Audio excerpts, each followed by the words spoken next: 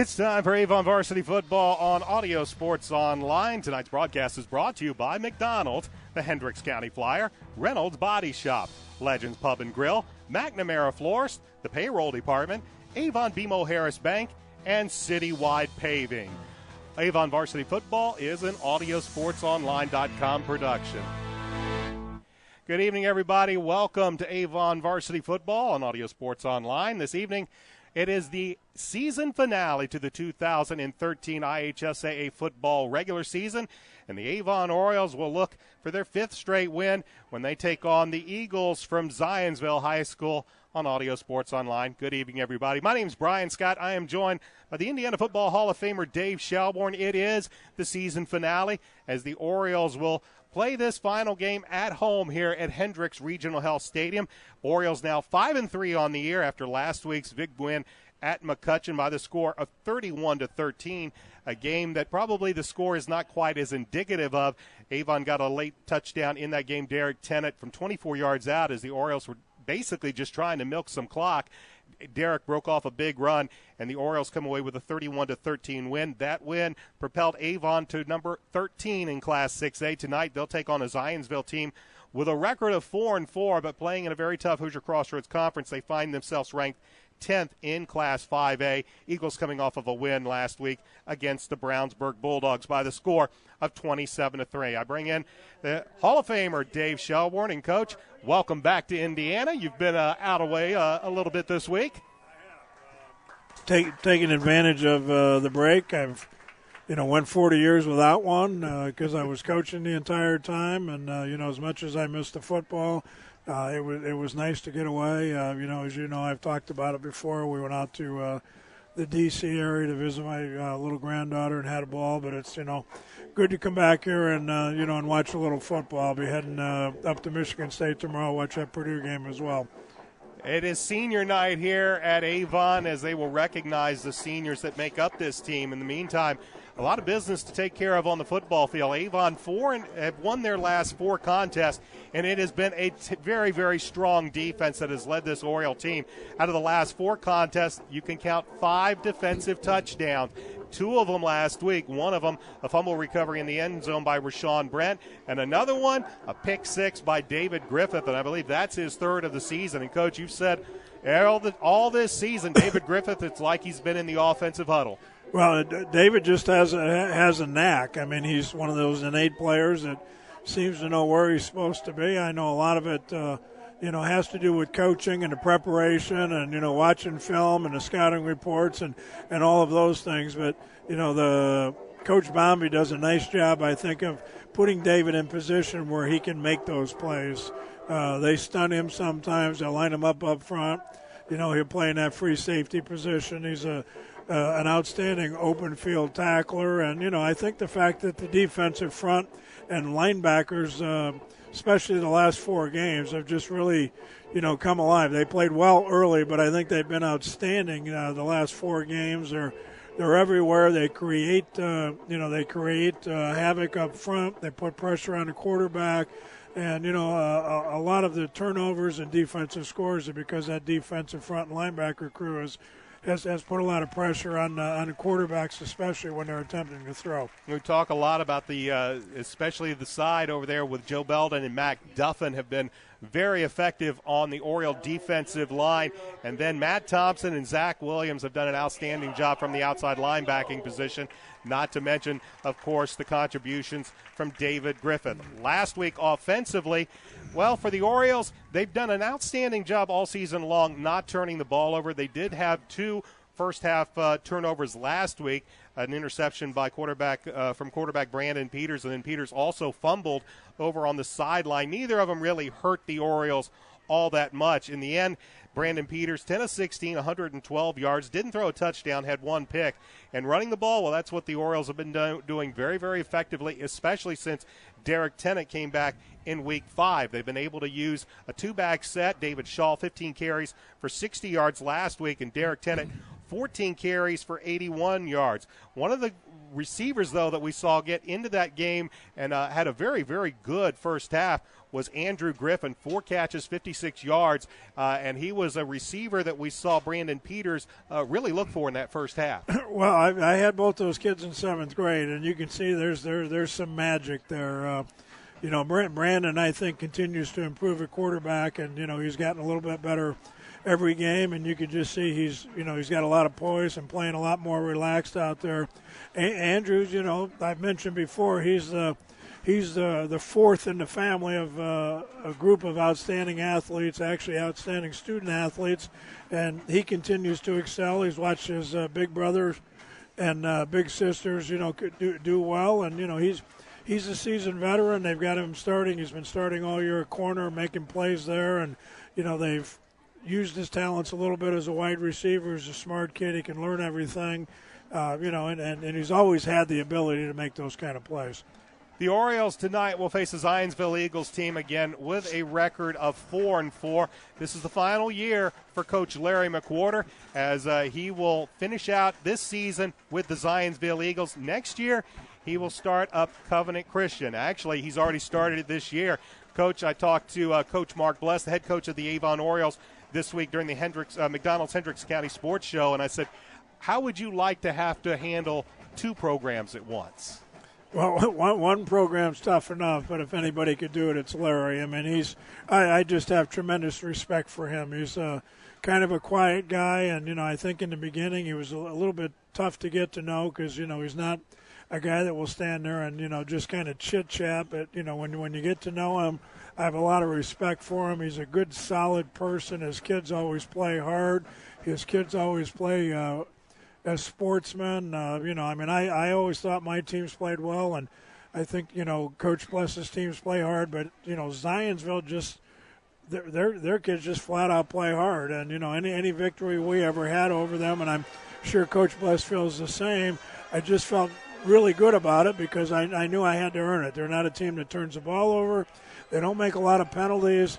Offensively, I think their kind of philosophy is they try not to lose, and occasionally they get some talented kids and they can put some points up. But, their bread and butter and their tradition and their stamp in the conference has always been the defense. And, I'm sure we'll see them out here tonight. They just have 11 maniacs that they just flat out run to the football, and I think that's a compliment to Coach Spear.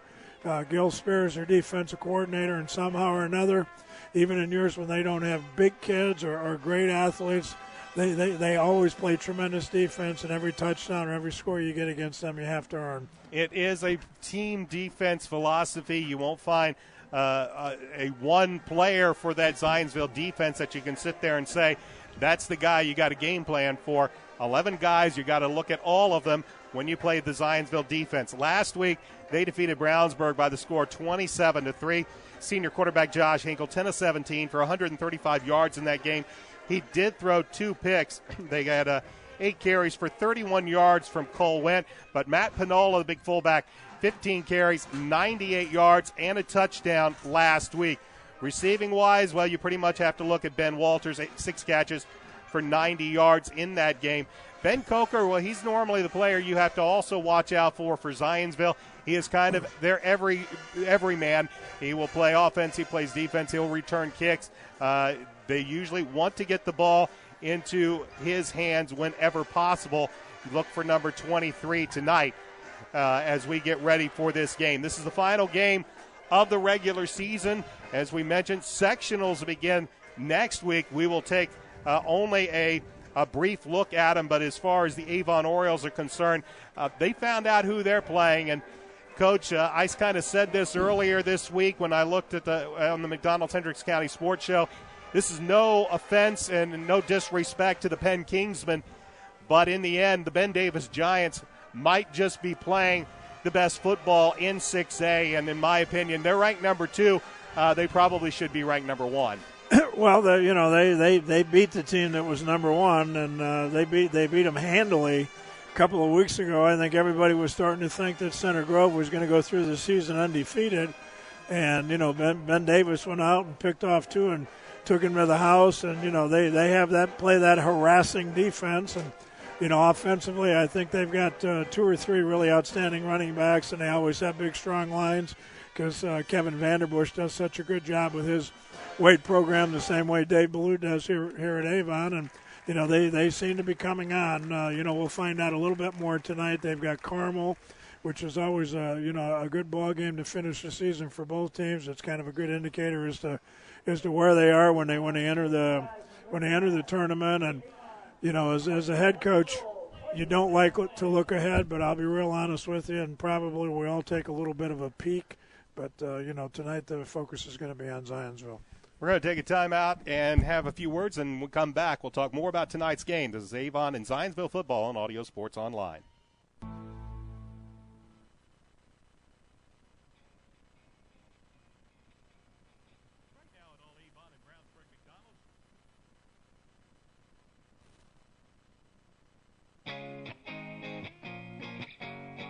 Right now at all Avon and Brownsburg McDonald's, you can check out the brand new Mighty Wings. Mighty Wings are hearty bone-in chicken wings that are crispy and breaded with a spicy kick.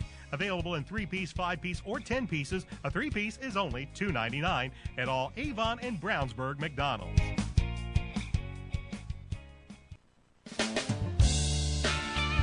Reynolds Body Shop is a proud sponsor of Avon football broadcast. They are conveniently located at 4325 West Washington Street in Indianapolis, just 4 stoplights east of 465. Their phone is 317-243-2372, and they are open Monday through Friday from 7:30 a.m. to 5 p.m.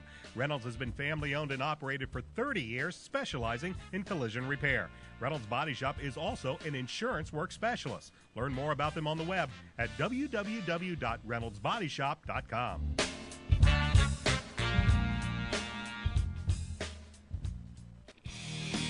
Tune in to XRBRadio.com every Friday at 5:30 for the McDonald's Hendricks County Sports Show. Join me, Brian Scott, for a full hour as I interview coaches and student athletes from Brownsburg and Avon High Schools. You can also watch the taping in person at a McDonald's near you every Wednesday night.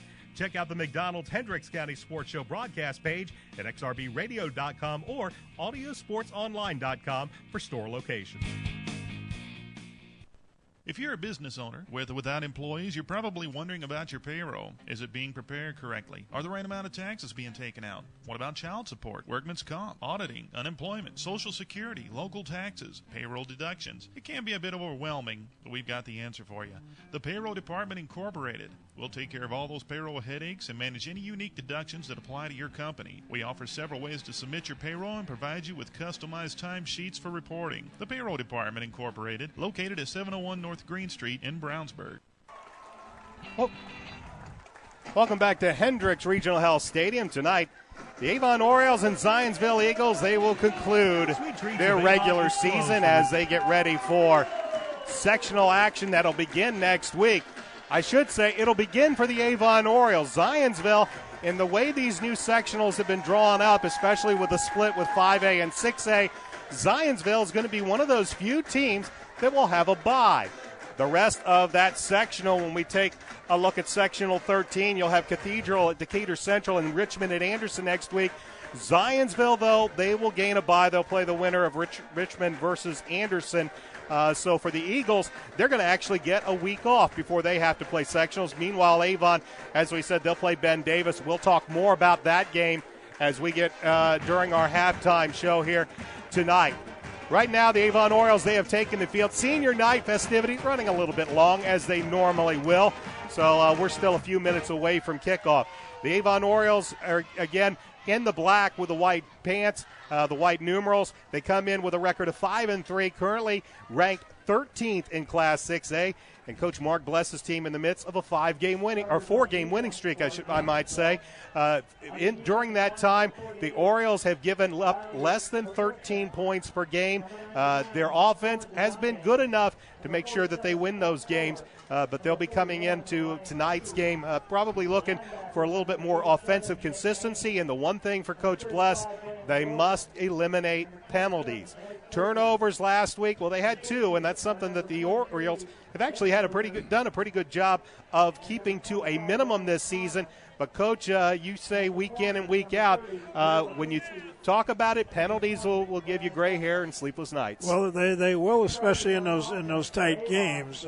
Sometimes you can get away with it. And, I talk all the time about those coaching moments. If you're in a blowout game and those kind of things happen, it gives you something to work on during the week. But we're getting to the point in the season now when, you just can't afford those kind of things. And you hope as the season wears on that the team's going to develop a little chemistry, develop a little maturity, that the leaders are going to kind of step up and that you're going to eliminate those things as best you can. You're never going to play that error-free game, even though that's what we always strive for. But you want to keep those penalties, those turnovers, those missed assignments to a minimum if you're going to beat good teams. Zionsville won the toss. They elected to defer, so the Avon Orioles will get the football to begin this contest. Let's give you the particulars tonight. Again, the visiting Zionsville Eagles are 4-4. They're ranked 10th in Class 5A. They come in off of a victory last week against Brownsburg, and their head coach, Larry McWhorter, in his 18th and final year at the helm of the Eagles, he has a record of 151-58. The home team, Avon Orioles, 5-3, ranked 13th in Class 6A. They're coming off a victory, their 4th in a row last week at McCutcheon, 31-13. The head coach, Mark Bless, 31-14 in his 4th year at the helm of Avon, and he has a record overall of 180-81. Glad to have you with us for high school football tonight on Audio Sports Online. I'd like to welcome those of you Zionsville fans tuning in tonight. We hope you enjoy tonight's football game. As getting ready to kick this one away will be Connor Drake. He puts a foot into it. It'll be taken by by the upback, and running it out to about the 32-yard line for Avon will be Nick Handlin, and that is where they'll start this drive, 1st and 10 from their own 28-yard line. The quarterback for the Avon Orioles is Brandon Peters. He's a 6'4", 185-pound sophomore. Across the offensive line, Angelo Allen, Ross Carter, Jake Higginbotham, Zach Ryan, and Ryan Willis. The tight end is Matt Moore. The flanker is Cress Kimbrough. Sam Bloom is the split end. Thomas Hick and Dave Shaw are in the eye behind quarterback Brandon Peters. It'll be an offset eye to the right, play action pass. Peters back to pass, fires, pass is complete. He has his tight end at about the 39-yard line for a pickup of about 7 yards on the play, and it's a good first play for the Avon Orioles to begin this drive. I think one of the things that Avon has done very well with their offense is they're very balanced. Brandon Peters throws the ball very well. The running attack has been solid, and the offensive line has become better as the season's gone on. Actually, I was mistaken. This drive started at the 32, and here's Dave Shaw. He's going to be met, and he is going to be stood up by defensive end Ryan Teague. A 6', 190-pound senior just met him over the left side and eliminated him to maybe a gain of a yard or two. That'll bring up 3rd down and about 1. Well, they're going to give him the first down. Looked like he might have been slightly short, but they gave him the first down, so I would agree with you. I wasn't sure he made it either, but we'll certainly take it. For you Avon fans, it is a first down as the Orioles move the chains. 1st and 10, ball at their own 42-yard line. Opening drive of this football game as they will look over a 4-down front. Eagles in a 4-3 defense. Peters gives it to Dave Shaw. Shaw bounces off and finally goes over to the right side before Brad Buckland, among others of the Eagles, brings him down. Let's quickly give you the Eagles starting lineup on defense. They'll run a 4-3 defense. Riley Pockerific. I'm going to mess that game up all night long. Sorry, Eagles fan. Sorden Dinda is the defensive tackle. Scott Fuller, the other defensive tackle. And Ryan Teague, the other defensive end. The linebackers, Nick Maines, Brandon Wilson, and Blake Coker. The corners are Joe Lipinski and Brad Buckland. The safeties are Ben Coker and Ryan Connor. 2nd down, about 7 yards to go for Avon. Ball at the 45-yard line. Peters will give it to Dave Shaw, looks for some room around the left side, makes a cut, but then he is met, and he's going to be brought down after maybe a gain of a yard. Tried to find some room over the left side. Made one tackle miss, but not another, is coming up to make the play, I believe, was safety Ryan Connor. Zionsville plays a very aggressive 4-3 defense, and they don't stun a lot. You'll see them slant occasionally and twist alignment and that type of thing. But what you will see out of them all the time is you're going to see a lot of white shirts on every tackle. They're good open field tacklers, and again, they just flat out run to the football as hard as any team I've seen. It'll be 3rd down and 6 as they'll bring the tight end, Matt Moore, in motion and line him up on the right side. 3 wide outs, 2 to the near side. Peters back to pass out of the gun, gets pressure, and he'll go down. Nice play as coming from the outside was the Mike linebacker, Brandon Wilson, 6'3", 192-pound junior. He sacks Peters, and he'll bring out Niles Edwards to punt.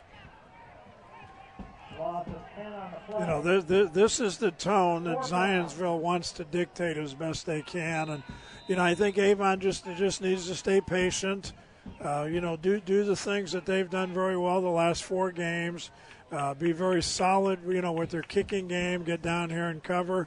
You know, just do all the things that have gotten them to the, you know, where they are right now in the season with the 4 wins in a row. Niles Edwards, the punt from his 21-yard line. Ben Coker stands back at about his own 28. Edwards with a rugby-style kick gets this one away, spirals it. It'll be taken at about the 28-yard line. Coker looks for some room but will not find much as he's going to be brought down at the 30-yard line, and that is where the Eagles will have it 1st and 10 for their first drive of this football game. The quarterback is a 6'2", 180-pound senior, Josh Hinkle. The line is Monte Chester, Thomas Mattingly, Drew Hobeck, Josh Dunlop, and Garen Wagner. The tight end is Hayden Clark. The wideouts are Ben Walters and Ben Coker. This fullback is Matt Panola. The tailback, Cole Wendt. And that is how the Eagles will start this football game. But they'll start it this time with just a single back.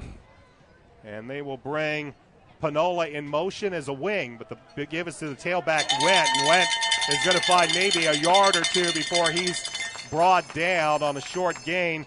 Looked like the tackle was by Isaiah Robinson. Actually, a little cutback play. They tried to bring it back to the weak side, you know, make it look like an off-tackle play to the right, but the back knows all the way that he's going to be bringing it back. This is a good play against teams that play good defense, because teams that run to the football a lot of times are going to overrun the point of attack, but that time Avon played it very well. They'll bring it 2nd down and 9. This time they'll bring Panola in as a fullback out of the eye. Here's the give to Wendt. Finds a little bit of room before he is stacked up by the outside linebacker, Matt Thompson, after a gain of about only a yard, and it's going to bring up 2nd and 3rd and long. Yeah, Matt's another sophomore that's been starting the majority of the year, and he's another one of those kids that he just continues to get better as the season wears on. You know, the problem sometimes when you start a sophomore, even if they have enough talent, is they're happy just to be starting, and it takes a little while for them to figure out that they've got to play hard. Matt's done that all season. It'll be 3rd down, call it 7. Ball is at the Eagle 32-yard line. As Hinkle bends under center, quick stop, picks it out, has Ben Coker. Coker across the middle, and he's going to be brought down by Gabe Laxtons, but not before he picks up about 17 yards and a 1st down in Oriole territory at Avon's 45-yard line. Yeah, great throw, nice route. Gabe Laskins is a big corner, and we've commented all season about how well he has played a lot of the top receivers, and I think physically he'll match up here pretty well. But, you know, you could see that time that he is an outstanding receiver, and, you know, it was a nice throw on time, and they came up with the big play on 3rd down. This time they'll line up Wendt way out on the far side as a wide receiver. Only Panola's in the backfield as Hinkle bends under center. 1st and 10. Read option, and here is Hinkle keeping it himself. He'll go off to the right side, and he's going to pick up a good chunk of yardage. Picks up almost 16, 17 yards before he's run out of bounds at around the Oriole 28-yard line. Yeah, that play is pretty similar to what we saw in the first game with Hamilton Southeastern. Hamilton Southeastern's quarterback ran that play as well. Looks like we got a penalty. Penalty flag back at about the 45-yard line, so this is going to wipe out a nice run by Hinkle, and it's going to be holding called against Zionsville. Flag was on the far sideline as Hinkle turned the corner, and he evidently was able to turn that corner due to a holding penalty called against the Eagles. So wipe out the 17-yard run, apply the 10-yard penalty, and the ball's now back in Eagle territory at their 45-yard line, first and about 20. Yeah, we talked about penalties early, and it's put Zionsville here in a hole.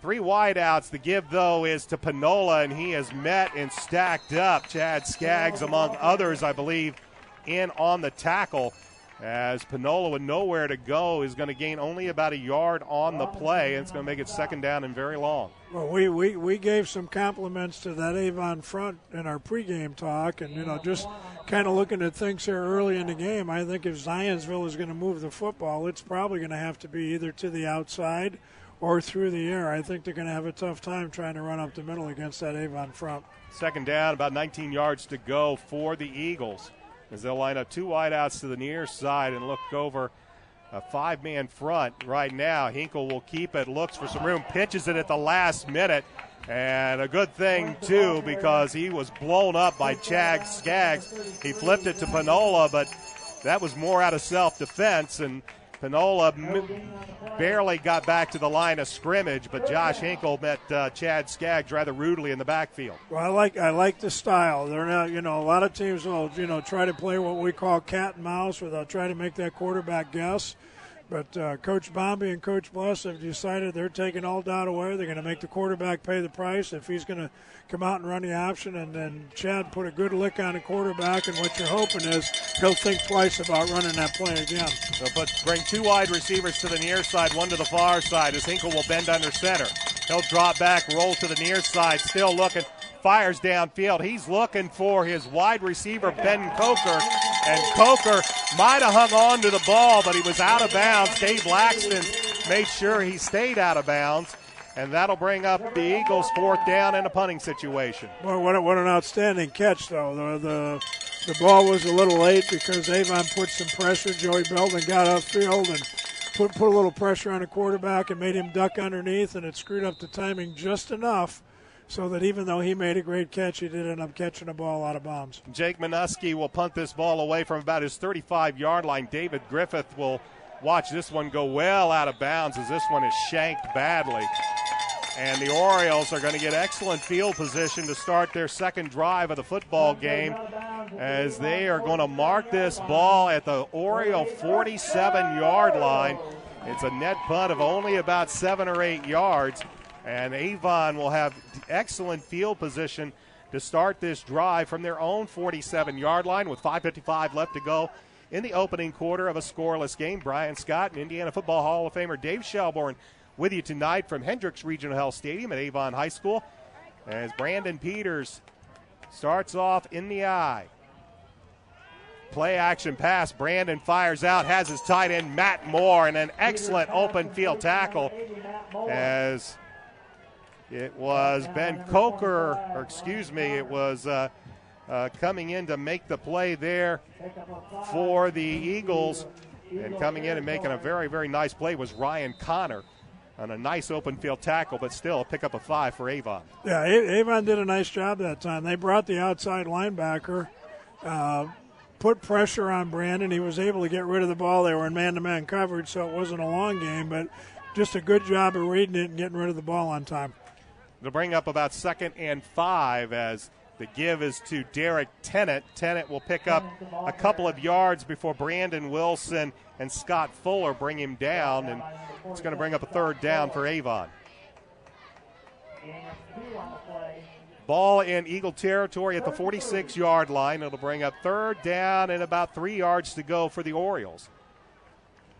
And as they break the huddle, they will send Andrew Griffin as a wide out to the far side, and Crest Kimbrough to the near side. Tennant and Hicks will flank Peters out of the gun, and they will look over a 3-down front, now 4. Eagles show corner blitz. Here they come. Peters, though, fires, intercepted at the 36-yard line, to the 50, to the 45, to the 40, to the 20, and finally drugged down, making the Brad Buckland with the interception. He simply stepped up in front. Andrew Griffin, using his defensive back, was able to bring him down, but not before the Eagles get the ball deep into Oriole territory on the interception. Well, other than watching a little bit of them on film last week, Zionsville's doing a little bit more tonight than traditionally they do, and maybe it's because they've got the 4 losses, but they have blitzed. They brought some outside pressure again. They went to man-to-man coverage. I think they're looking a little bit here at, Brandon is a sophomore and maybe trying to confuse him a little bit and put him under pressure, and that time he did, probably throw a ball that I think in retrospect he wished he'd hung on to. Hinkle will drop back and now swing it back to the near side. Pass is complete to the 20, to the 15, and finally brought down is the tight end, Hayden Clark, as he is brought down. T.J. Wilson, the middle linebacker for the Orioles, in there to make the tackle, but it's a pickup of about 8. Yeah, Avon did a nice job. I think initially they were fooled.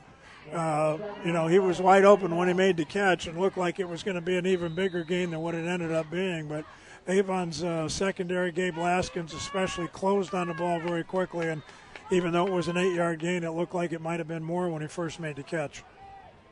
They will send out to the far side C.J. Anyibinum. Anyibinum with Chase Fisher, I believe, in the slot. But the give is to Matt Panola, and he'll go straight ahead, and he will gain very little, maybe a half a yard before that defensive middle of the Oriole line bring him down for just a very, very short gain. They're very stout in there. They ran that read option again, and that time for whatever reason he decided to go ahead and give the football. But I really think between the tackles, Avon's defensive front 4 and the inside linebackers play very well. I think they're going to have a tough time making any money inside. Quick first quarter as heading out is C.J. Anyibinum. Also Nick Maines is in the slot. And they will look at Ben Coker to the near side. Little swing pass is caught by Maines, almost blown up. It looked like David Griffith had a shot at Maines in the backfield, but Maines eluded the Avon defensive back and managed to pick up the first down. Needed just a couple of yards, got just that, and it'll be 1st and 10 for the Eagles at the Oriole 12-yard line. Yeah, well-designed play. Avon was in man-to-man. David Griffith just, again, we mentioned before, he just read it so quickly. He actually beat the crackback block by the wide receiver. The receiver that caught the ball, however, made a nice move and got enough for the first down. Eagles stay in a 3-wide look with Hinkle under center. 1st and 10 as he'll step back, drop, fade route, going to the end zone. Pass is incomplete. Gabe Laxton's in coverage. They were going for Ben Coker, I believe, in the corner. Just a little fade route, and ball is a little bit too much to the outside, and it falls incomplete. 2nd and 10. Yeah, man-to-man coverage. Avon's coming after you down in this situation, and they went to who they felt was their best receiver. I think probably should have given himself a little bit more room to run that route, but the call is something you're going to see down here on the goal line. They like that matchup. 2nd and 10, 2:20 left to go. First quarter of a scoreless game. They will bring Anyibinum in motion, dropping back as Hinkle. Pressure comes. He's going to elude one man. He eludes one more to the 10, and he will actually run into his own man. As Matt Panola looked like he couldn't decide whether he wanted to make a block or get out of the way, and eventually Hinkle had to go to the outside of Panola and run himself out of bounds. Several Orioles with a chance to bring him down for a big loss. Instead, he manages to pick up a few yards to the Oriole 9. Well, that play was due to great coverage. That's that man-to-man coverage again, and they had him blanketed. So the receiver he wanted to throw to was covered. You've got to make a decision as a quarterback, either throw the ball away, find another receiver, or run. And I think, he finally made the decision to run and made a couple guys miss and actually ended up picking up a pretty good gain. We have an official's timeout. Did not see what this is unless they are looking at the clock. But they are setting, both teams have gone to the sidelines. So the officials, actually there's a player, I believe, down in front right here at about the 25-yard line. We can't see. He's huddled around by Avon training staff. So it was very, very hard to see from this vantage point. That's why the official timeout. We're going to take a quick timeout as well with 2:02 left to go first quarter in a scoreless game. This is Oriole football and Eagle football on ASO. Sweet Treats of Avon is closed for remodeling until November 7th. That's when it will reopen under a new look and new name, Chicago's Pizza Express. They're located at Dan Jones and Rockville Road behind CVS Pharmacy in Avon. Find out more on November 7th when Sweet Treats opens up as the new Chicago's Pizza Express. Same great owners, but a whole new look and new menu. Zach Williams was the injured Oriole. He came off under his own power. They did change the clock to 2:10 remaining in this opening quarter. No score. Eagles have it 3rd down and 7 from the Oriole 9, along with Dave Shelbourne. I'm Brian Scott. Eagles will line up in an I with 2 wideouts to the far side as Josh Hinkle drops back, looks, fires, thrown to the corner, looking deep. Penalty flag in the end zone, and a touchdown is called as Nick Maines managed to adjust to the ball in midair. He came down with it. Looks like pass interference will go against Avon. That will be declined, and the touchdown will put the Eagles on the board. Yeah, good call by Zionsville. That's, football terminology. We call that a smash route. You take your inside receiver, and you're giving him more room, and basically he just runs a little corner route. And, if you feel like you've got a better athlete, then you'll just throw that ball up. And sometimes, you even teach that quarterback to underthrow the ball a little bit. Sometimes that will draw the interference call, but when the defensive back is kind of in a chase mode and he's got his eyes away from the ball, then, the receiver certainly has the advantage, and he made a great catch there even with the interference. It'll be Connor Drake on for the point after. He puts a foot into it, and the kick is good. 2:04 remains in this first quarter. The Zionsville Eagles strike first. They lead the Orioles 7-0. This is high school football on ASL. We'd like to say thanks to our friends at the Hendricks County Flyer that have helped make tonight's video webcast possible. Please check them out online as well as watch tonight's game at flyergroup.com. We'd also like to thank Citywide Paving for their support of Avon football and our Avon football broadcast this year. Motion 360 by Hendricks Regional Health provides care for the way you were meant to move. We care for every muscle, bone, and joint in your body to get you back to the activities you love. Get more information online at mymotion360.org.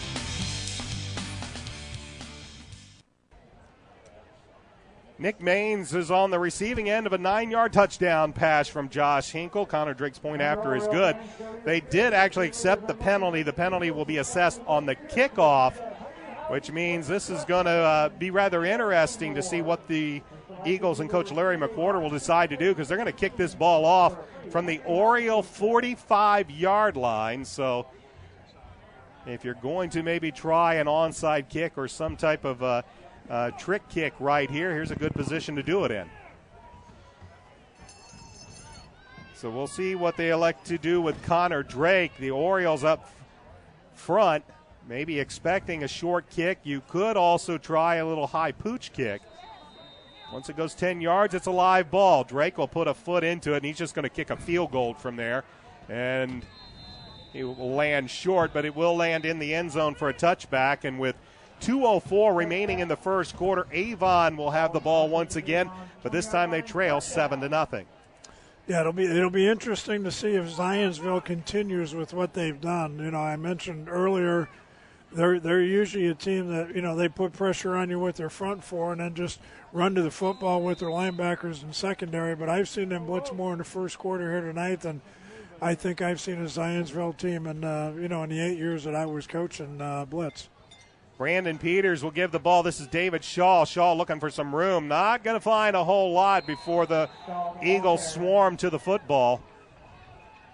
Looked like Scott Fuller among others there for the tackle for the Eagles, and it will actually be a loss of a yard on the play, make it 2nd and 11. Yeah, one of the things you have to do on offense is you just have to be patient. They get after you, they'll pursue very well, but if you stay patient and you do the things you're supposed to do, sooner or later you're going to hit a big pass or you're going to crack a big run for big yardage. So the key here is just to stay in your game plan and be patient. Peters will work out of the gun. That is Andrew Griffin in motion.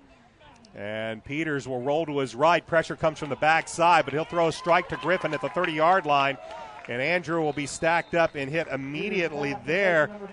That, I believe Brad Buckland, among others, in there to make the tackle for the Eagles. But it's a pickup of 11 on the play and a first down for Avon as they'll move. Actually, a pickup of 13 as they will move the chains. Yeah, nice call, nice adjustment, and I think showed a lot of confidence here in Brandon Peters and Andrew Griffin, who are both sophomores. They motioned him out to get that man-to-man coverage on the outside. He ran the route like he was going to go deep, and once he got the DB back, he broke it off and was wide open for the reception. Under a minute left in this first quarter as they will run the reverse here as Crest Kimbrough finds some room on the outside and a lot of running, ends up in about 3 or 4 yards as coming in to make the play was a cornerback, a 6'1", 163-pound senior Joe Lipinski, and after all that running around, it's a pickup of only 3. It is, but Zionsville, like I've mentioned, and probably beaten it to death here. They're a over pursuing team, and they're a team. You got to run that reverse in the first quarter just to let them know it's there. So hopefully they won't pursue as hard on your basic running play. So you got to show them that you have it. Nick Aitchen now in the lineup for the Orioles. He's over to the near side with Sam Bloom in the slot. Second down and about 7. And this is a busted play, and Brandon Peters is going to try to get something. He could tell you wanted to hand that ball off to Derek Tennant, but Tennant was already in blocking mode, and Peters just kind of runs forward for a couple of yards just to get something out of nothing. And that will be the end of the first quarter. Zionsville has a 7-0 lead. We'll be back with second quarter action right after this. This is high school football on Audio Sports Online. Did you know that Nelson Jewelers in Brownsburg has been serving Hendricks County and the west side of Indianapolis with an extensive selection of finer diamonds and gemstones since 1958? Nelson Jewelers is a family-owned jewelry store specializing in unique jewelry, jewelry repair, appraisals, and watch repair. Nelson Jewelers is conveniently located in downtown Brownsburg, across from the Hendricks County Bank. Visit Nelson Jewelers for all your jewelry needs at 22 East Main Street in Brownsburg and online at www.nelsonjewelers.com. Nelson Jewelers, a little out of the way, very much out of the ordinary.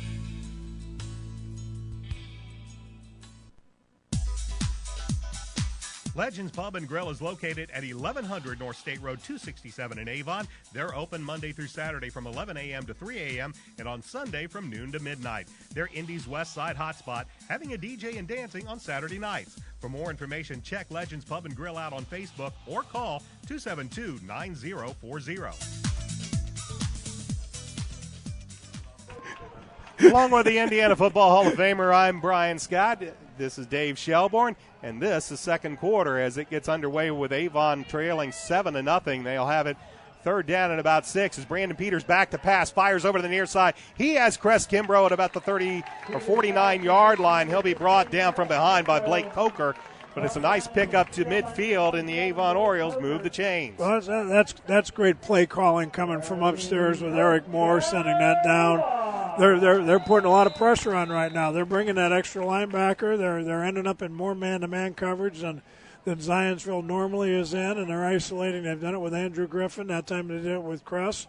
Got him wide open on a one-on-one coverage. This is Derek Tennant. He finds some room around the right side down past the 45 and down to about the 40-yard line.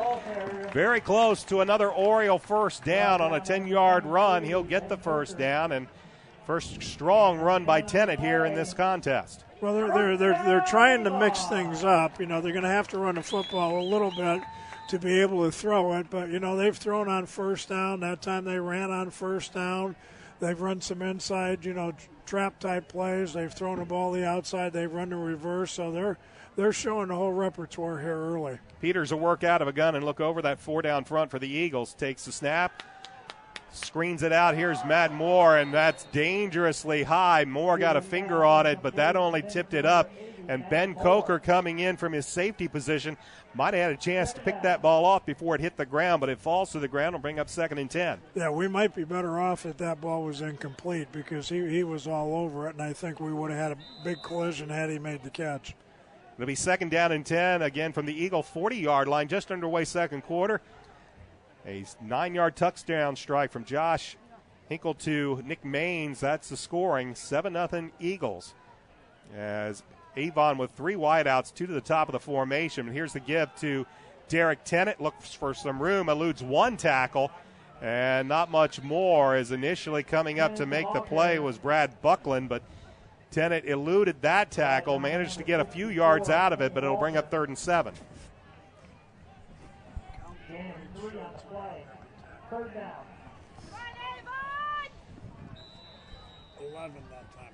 11, as Coach Shelbourne mentioning, you look at that swarming Zionsville defense. They are all over the place, and now it's another 3rd and long for Avon at the ball at their own, at the Eagle, 37-yard line. Peters will work out of the gun, takes a snap. Pressure comes, looks, fires downfield, looking for Kimbrough, and just out of his reach, or it might have been a little bit of a good job by the defense, because Kress might have lost that ball briefly, as I think Ryan Connor was in coverage for the Eagles, and that might have disrupted Kress Kimbrough just enough that didn't see that ball coming over the top. Well, it looked like a good play, and again, every now and then, like I mentioned earlier, when you're playing Zionsville, you got to hit that home run and go for broke. Kress has been our, big time go-to receiver all season, and initially it looked like he had a step, but the DB made a great play, and it looked like he knocked the ball down right at the end of the play. Coach Bless will go for it on 4th down. Too long for a field goal, too short for a punt. Here to the right side, wide open and knocked away on a intercepted. It's intercepted. Coming in to make the play was Joe Lipinski, as pass was intended for, I believe, Sam Bloom over on the far side. He stopped right at the sticks. And a good job by Lipinski to jump that route, get right in front, and he picks it off. And the ball will be spotted at the Oriole 31-yard line. It's another turnover for the Orioles, and the Eagles will have the ball at the Avon 31-yard line. Yeah, I mean, you don't like an interception, but really we picked up 10 yards, because if that's an incompletion, it comes back to the original line of scrimmage. So even though it looks bad to have an interception, it's really to our benefit. Went with the ball, and he will lose yardage as he looks for some room around the left side and won't find any, as he is swarmed under by a swarm of black jerseys. And it'll bring up 2nd and 11 for the Eagles. Clock just under 10 minutes left to go in the first half. Zionsville with a 7-0 lead. Along with Dave Shelbourne, I'm Brian Scott. Eagles will have a 2nd down and 11, and Yaibanen will once again this time come to the near side. I backfield behind Hinkle. Hinkle play action pass, looks, pressure comes, and down he goes. Whole host of Orioles with Rashawn Brent leading the charge. Brent had the fumble recovery in the end zone for an Oriole touchdown last week against the McCutcheon Mavericks, and this loss will set the Eagles all the way back to their own 23-yard line. Well, I'm sure by design they were hoping that play-action fake would slow down the rush a little bit, but Avon was teeing off. There was no slowing down. There was no misdirection. There was no hesitating to see if he had the ball. They had their ears pinned back, and they were targeting the quarterback, and they ended up with the big loss. 3rd and long now for the Eagles, as they will simply give the ball off, and it is Panola barreling up the middle just to hopefully catch the Orioles a little off guard. But once again, Rashawn Brent, among others, in there on the tackle, and it'll bring up 4th down as the Eagles only go backwards. And they will kick the ball right back to Avon with 8:30 left to go in this first half. Jake Minuski back to kick. He'll stand at about his own 14. David Griffith is about his own 33. End-over-end kick. Griffith will take it at his 38 to the 40, 45. Cuts a hole to the up across midfield, and he'll be down at around the 46-yard line. Good return by David Griffith, and the Orioles will have excellent field position to start this drive in Eagle territory at the Zionsville 46-yard line. Yeah, Avon's field position has been good, and they are moving football. So, we've just got to convert, get rid of the mistakes, stay on schedule, and get the ball in the end zone. Brandon Peters, who threw an interception on the last drive, granted it was 4th down and about 6. And he'll have it 1st and 10 from the Eagle 46. The give is to Tennant. Derek Tennant looks for some room now, cuts it inside, and he will get a nice gain down to about the 41-yard line before he's brought down. It's a gain of about 5 yards on the play. Tackle made by Scott Fuller of the Eagles. It'll be 2nd down and about 5. Just a loaded up Eagle defense coming to the football. You've got 8 Eagles swarming to the football, but Derek Tennant made a nice cut, was looking for some room around the outside, saw a hole, cut it up inside and gained 5. 2nd and 5 for Avon.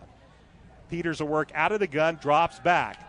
Has plenty of time now, swings it out to Tennant. Tennant will look for some room, eludes one tackle, tries to get outside, but a nice job by Blake Coker, the outside linebacker, to slow Tennant down enough for the rest of that Eagle defense to bring him down for a gain of only about a yard. Well, again, those are the kind of calls you make against the defense like this. You're trying to do whatever you can to slow down their pursuit. Little slip screen, a little chip screen there. Derek blocked the defensive end, just real quickly. They tried to slip him out. Really had it pretty well designed and pretty good play, but they didn't block the support player for Zionsville, and he made the play. 3rd down and 4 for Avon. At ball at the 40-yard line of Zionsville. A quick setup. They get Kimbrough from the 40, and he will go out of bounds, and he will get just enough for the 1st down. Needed 4, picked up about 6. Down to the 34-yard line, and just a little quick hitter to the near side, and the Orioles get the 1st down. Yeah, outstanding block out there in the open field by Andrew Griffin also, and I think the fact that he's a DB, he knows what DBs need to do. He did a great job keeping that DB to the outside, and Crest caught the ball and turned it up inside and got enough for the 1st down. 2 wideouts for Avon. They're both to the top of the formation on this 1st and 10 from the Eagle 34. They give us to Dave Shaw. Shaw will not find any room as he's going to be initial tackle by Riley Pokrifik. Again, you Zionsville fans, I apologize. Pokrifik with the tackle, a 6'2", 194-pound senior defensive end. He had great penetration, brought it up the middle, and he was able to bring down David Shaw for a loss. I think we have to do this like 1st grade and just say Riley P. Isn't that how 1st grade teachers? I'm going to say Pokrifik. But either way, the 6'2", 194-pound senior with a nice play for a 2-yard loss. It'll bring up 2nd and 12 for Avon. Here's a give to Shaw. He'll go right up the middle, plowing and barreling his way past the 30-yard line down to the 29. It will be a pickup of about 7-8 yards on the play as they'll spot it just inside the 29-yard line. That'll set up 3rd down and a long 4. Well, another way you attack those great pursuing teams is to run right at them, and that time Avon's offensive line just overpowered them, and David Shaw, who we've seen all season, is a big, strong runner that breaks a lot of tackles, picked up about 7 yards. Unbalanced line to the left. The pitch is to David Shaw. Looks for some room. Tries to cut it left. Finally is going to be run out of bounds over here on the near side by the free safety Ryan Connor, but not before he picks up another Oriole 1st down at the Zionsville 22-yard line. Yeah, look, toss sweep, very direct. Kind of one of those here we come trying to stop his plays. And, Zionsville generally defends those pretty well, but Avon blocked it very well. The tight end out there, I think it was Logan White, made a good block on the corner, and the fullback Hicks made a good block at the point of attack. Another unbalanced line, this time to the right of the formation for the Orioles on this 1st and 10. Dave Shaw looks for some room. He will not find a whole lot because, once again, Pokrifik in there on the tackle. This time they'll say Dave might have gained about a half yard on the play. It'll be a 2nd and a long 9 for the Orioles. Clock showing 4:56 left to go 1st half. Zionsville with a 7-0 lead. Yeah, 1st down's a big play offensively. Obviously, you want to get at least 4 yards, and defensively you want to hold them to 4. And that time, Zionsville won the 1st down battle. Here's another give to Dave Shaw. Shaw barrels over one Eagle, and he'll finally be brought down after a short gain. Brad Buckland coming in from his cornerback position to make the tackles. 5'9", 177-pound senior. Gain of a few on the play, inside the 20, down to the 18-yard line, but it'll bring up 3rd down and 5 for Avon. Yeah, it'll be interesting here to see the call and see kind of the philosophy right now. Avon's run 2 power plays the last time, and, you can be in 4-down territory here, or you can kind of be thinking touchdown, and if that doesn't happen, or pass for it, and if that doesn't happen, kick a field goal. So it'll be interesting to see what Coach Bless and his staff come up with for a call here. Well, it is such a big call with so many options that Coach Bless is going to take a timeout. We will as well. 4:04 left to go first half. Zionsville leads Avon 7-0. This is high school football on Audio Sports Online. Established in 1882 as Harris Bank and owned by BMO Financial Group since 1984, BMO Harris Bank has grown to become one of the largest banks in the Midwest, serving personal, commercial, and affluent customers. They're located at 7503 Beechwood Center Road in Avon. For more information, call them at 272-5650.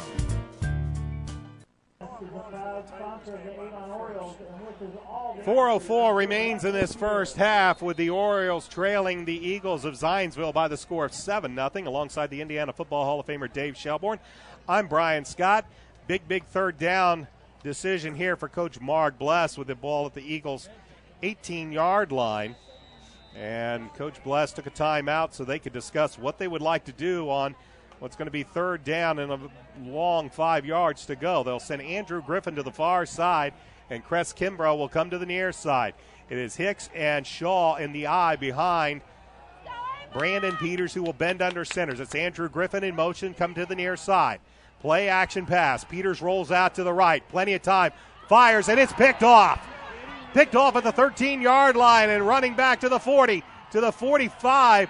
It is Cress Kimbrough that's going to bring him down, but it looks like Joe Lipinski, once again, with his 2nd interception of the game, is going to run it all the way back to around the Eagle 47-yard line. Well, I think he had the main guys picked out, but, those underneath linebackers sometimes are the guys that you just don't see, especially when you're a young quarterback. And thought he had a wide open receiver. As it turned out, we end up with the pick and good field position for Zionsville with time left on the clock. Here is a give to Matt Panola, who finds some room over the right side as he'll take it into Avon territory. The ball will be spotted at the Avon 47-yard line. It'll be 2nd down and 4 for the Eagles. They lead 7-0 with 3:35 left to go in this first half. Right now, a pair of Avon interceptions, both of them deep in Eagle territory, that have hurt and killed the Avon drives. It's 2nd down and 4. Panola in motion. The give is to Went. Went will go right up the middle, and Mac Duffin will ride him down, but not before Went picks up a couple down to the 45-yard line. That'll bring up 3rd down and 2. Isaiah Robinson also in on the tackle for the Orioles, but a big 3rd down and 2. Avon would like to hold him here and get the Eagles off the field after the interception. Zionsville looking to get the 1st down and continue a drive as the Eagles will have the ball to begin the second half. High backfield behind Hinkle. As the give is to Panola, and Panola is going very close to a 1st down, and they will say he had it, needed 2, might have gotten 2 and a few inches, but it is going to be a 1st down for Zionsville. Boy, it does look different from up here, doesn't it? I thought he was actually stopped at around the 44-yard line, but Matt Panola is a 6-foot, 221-pound junior, kept those legs moving, and he picks up the 1st down. 1st and 10, Eagles. Clock continues to move, 2:20 left to go in the first half. Eagles with a full complement of timeouts and a 7-point lead. Hinkle will bend under center, give the ball to Panola. Panola will be swamped down after a gain of about 2 before the interior of that Avon defense can stop him, but it'll be a gain of 2 shy of the 40-yard line, 2nd and 8. Yeah, they're not quite there, but they're getting close to having to get into a little bit of a hurry-up offense. They think they found something with that little fullback dive type play, but, we're down to 145 here right now. Zionsville's going to have to open things up here if they're going to try to put something on the board. 2 wideouts for the Eagles as Hinkle will drop back. 5-step drop, gets pressure, eludes, gets away from Bradley, and finally Hinkle is going to be chased out of bounds. Looked like the Orioles came with, it was Rashawn Brent that came with the pressure. And it flushed Hinkle out to the near side, and it's going to be a loss on the play back to the 42-yard line. Yeah, well, the defense is doing what they need to do. They're putting pressure on. You can't ask them to do everything, but a turnover here sure would look good. But, right now the defense has done exactly what they're supposed to do. Went and Coker will go out to the far side as Hinkle looks down a 3rd down at about 9. Quick pass is batted in the air and knocked down. Looked like getting a big pull up there. It was the 6'3", 240-pound junior defensive end, Joe Belden. It'll be 4th down for the Eagles. Yeah, tried to go back to the same play they ran earlier, a little slant play to their big receiver, Coker. And, the defensive linemen are taught when they see pass to get the hands up. And if it was Joe Belden, he's a big kid that plays with a lot of energy and a lot of emotion. He got those hands up and knocked the ball down. So Jake Minuski back to punt from his own 45-yard line. David Griffith is at his own 7. High snap, but Minuski gets it down, kicks it, and this one's going to take a bounce and go out of bounds. And a nice punt by Minuski as this ball is going to go out of bounds at around the 5-yard line. He shanked his last one. This one he gets a nice roll, and the Orioles, with 1:21 left to go in this first half and 2 timeouts, have 95 yards to go for a touchdown, as they trail 7-0 here in this first half. So we'll see what Coach Bless and the Orioles can do here. It'll be the Eagles that will get the opening kickoff to begin the second half. And a long way to go, but again, Avon with 2 timeouts. Peters will start out of the gun as he looks over a 4-down front, but he will give the ball to Shaw. Shaw looks for some room, and he's going to be brought down. Tackle come in and made by Ryan Teague, a 6', 190-pound senior defensive end for the Eagles. But a nice pickup by Shaw by about 8 yards. So it'll bring up 2nd down and 2. Clock moving as we hit the 1-minute mark left to go in the first half. Orioles in no hurry. They have 3 timeouts, but they're huddling up, and unless they can hit maybe a big play here on this first down, they may be just content to go into the locker room and see what they can do in the second half. And again, the give is again to Shaw. He'll stop the clock momentarily as he picks up a few yards beyond the 15 to about the 17-yard line. It's a first down for Avon. Clock will stop at 38.5 seconds. But the Orioles look like they're going to be content to go into the locker room down by 7. Well, there's no need to panic. I mean, they've done a lot of good things here the first half.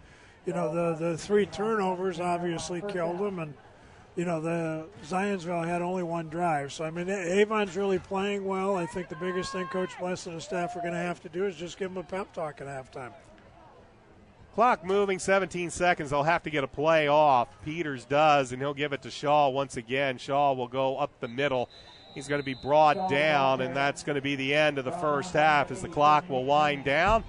And the Eagles and the Orioles will head to the locker room with Zionsville up on top of Avon by the score of 7-0. We're going to take a timeout here, pay a few bills, come back.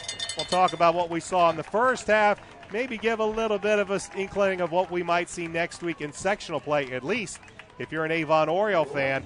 When we come back, it is 7-0 in favor of the Eagles. This is high school football on Audio Sports Online. Sweet Treats of Avon is closed for remodeling until November 7th. That's when it will reopen under a new look and new name, Chicago's Pizza Express. They're located at Dan Jones and Rockville Road behind CVS Pharmacy in Avon. Find out more on November 7th when Sweet Treats opens up as the new Chicago's Pizza Express. Same great owners, but a whole new look and new menu.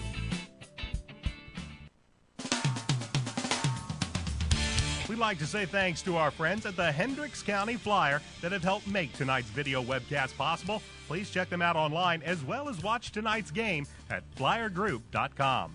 We'd also like to thank Citywide Paving for their support of Avon football and our Avon football broadcast this year.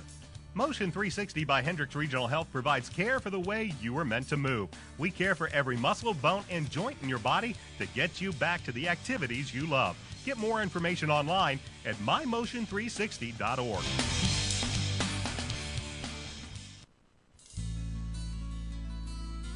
Did you know that Nelson Jewelers in Brownsburg has been serving Hendricks County and the west side of Indianapolis with an extensive selection of finer diamonds and gemstones since 1958? Nelson Jewelers is a family-owned jewelry store specializing in unique jewelry, jewelry repair, appraisals, and watch repair.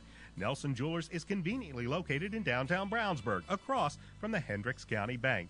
Visit Nelson Jewelers for all your jewelry needs at 22 East Main Street in Brownsburg and online at www.nelsonjewelers.com. Nelson Jewelers, a little out of the way, very much out of the ordinary.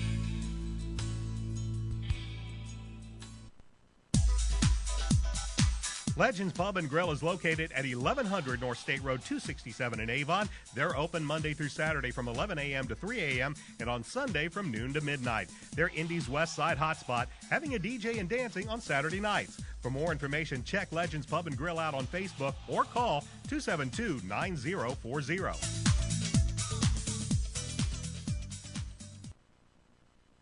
Established in 1882 as Harris Bank and owned by BMO Financial Group since 1984, BMO Harris Bank has grown to become one of the largest banks in the Midwest, serving personal, commercial, and affluent customers. They're located at 7503 Beechwood Center Road in Avon. For more information, call them at 272-5650.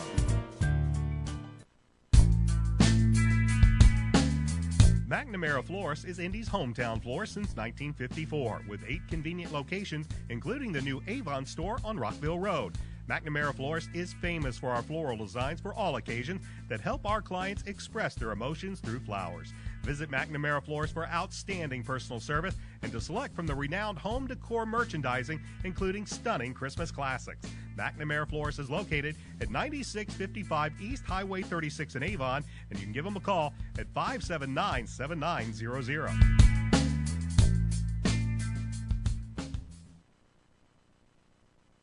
Can't go wrong with either school, but I'll tell you what, you get it. Halftime here at Avon High School with the Zionsville Eagles leading by the score of 7-0. Alongside Dave Shelbourne, I'm Brian Scott. Senior night festivities going on here at Avon. Final home game of the regular season. Final game of the regular season for both schools. We'll have sectionals looming, but still some action to decide here in the Hoosier Crossroads Conference as we take a look at the standings this week. As we begin play, let's tell you what happened last week. Of course, Avon defeated McCutcheon by the score of 31-13. The Fishers Tigers had no problem with Lafayette Jeff. Lafayette Jefferson has really hit a hard stretch. They're blown out last week by the score of 44-0. Hamilton Southeastern over Harrison by the score of 34-7. It was Westfield defeating Noblesville 17-14, and of course Zionsville defeated Brownsburg by the score of 27-3. This week's schedule has Fishers playing at Brownsburg. Harrison is at Noblesville. McCutcheon is at Hamilton Southeastern. Westfield is Lafayette Jeff. And, of course, the Eagles and the Orioles hooking up here tonight at Avon High School. What does it all mean for the Hoosier Crossroads Conference? Well, 2 schools at the top of the conference with identical 7-1 records, both of them playing on the road this week, as Westfield is at Lafayette Jeff. Fishers is at Brownsburg, and no disrespect to either Brownsburg or Lafayette Jeff, but we probably will expect that Fishers and Westfield will both end this season in a tie at 7-1 or at 8-1 and be co-champions in the Hoosier Crossroads Conference. But stranger things have happened, as we all know. That's the only race that's being decided. Should both Fishers and Westfield fall and Hamilton Southeastern defeat McCutcheon, we could have a 3-way tie at the top of the HCC standings. That is, however, very, very unlikely. Hamilton Southeastern came into this week with a record of 6-2. Avon is 4th at 5-3, and then 2 teams at 4-4.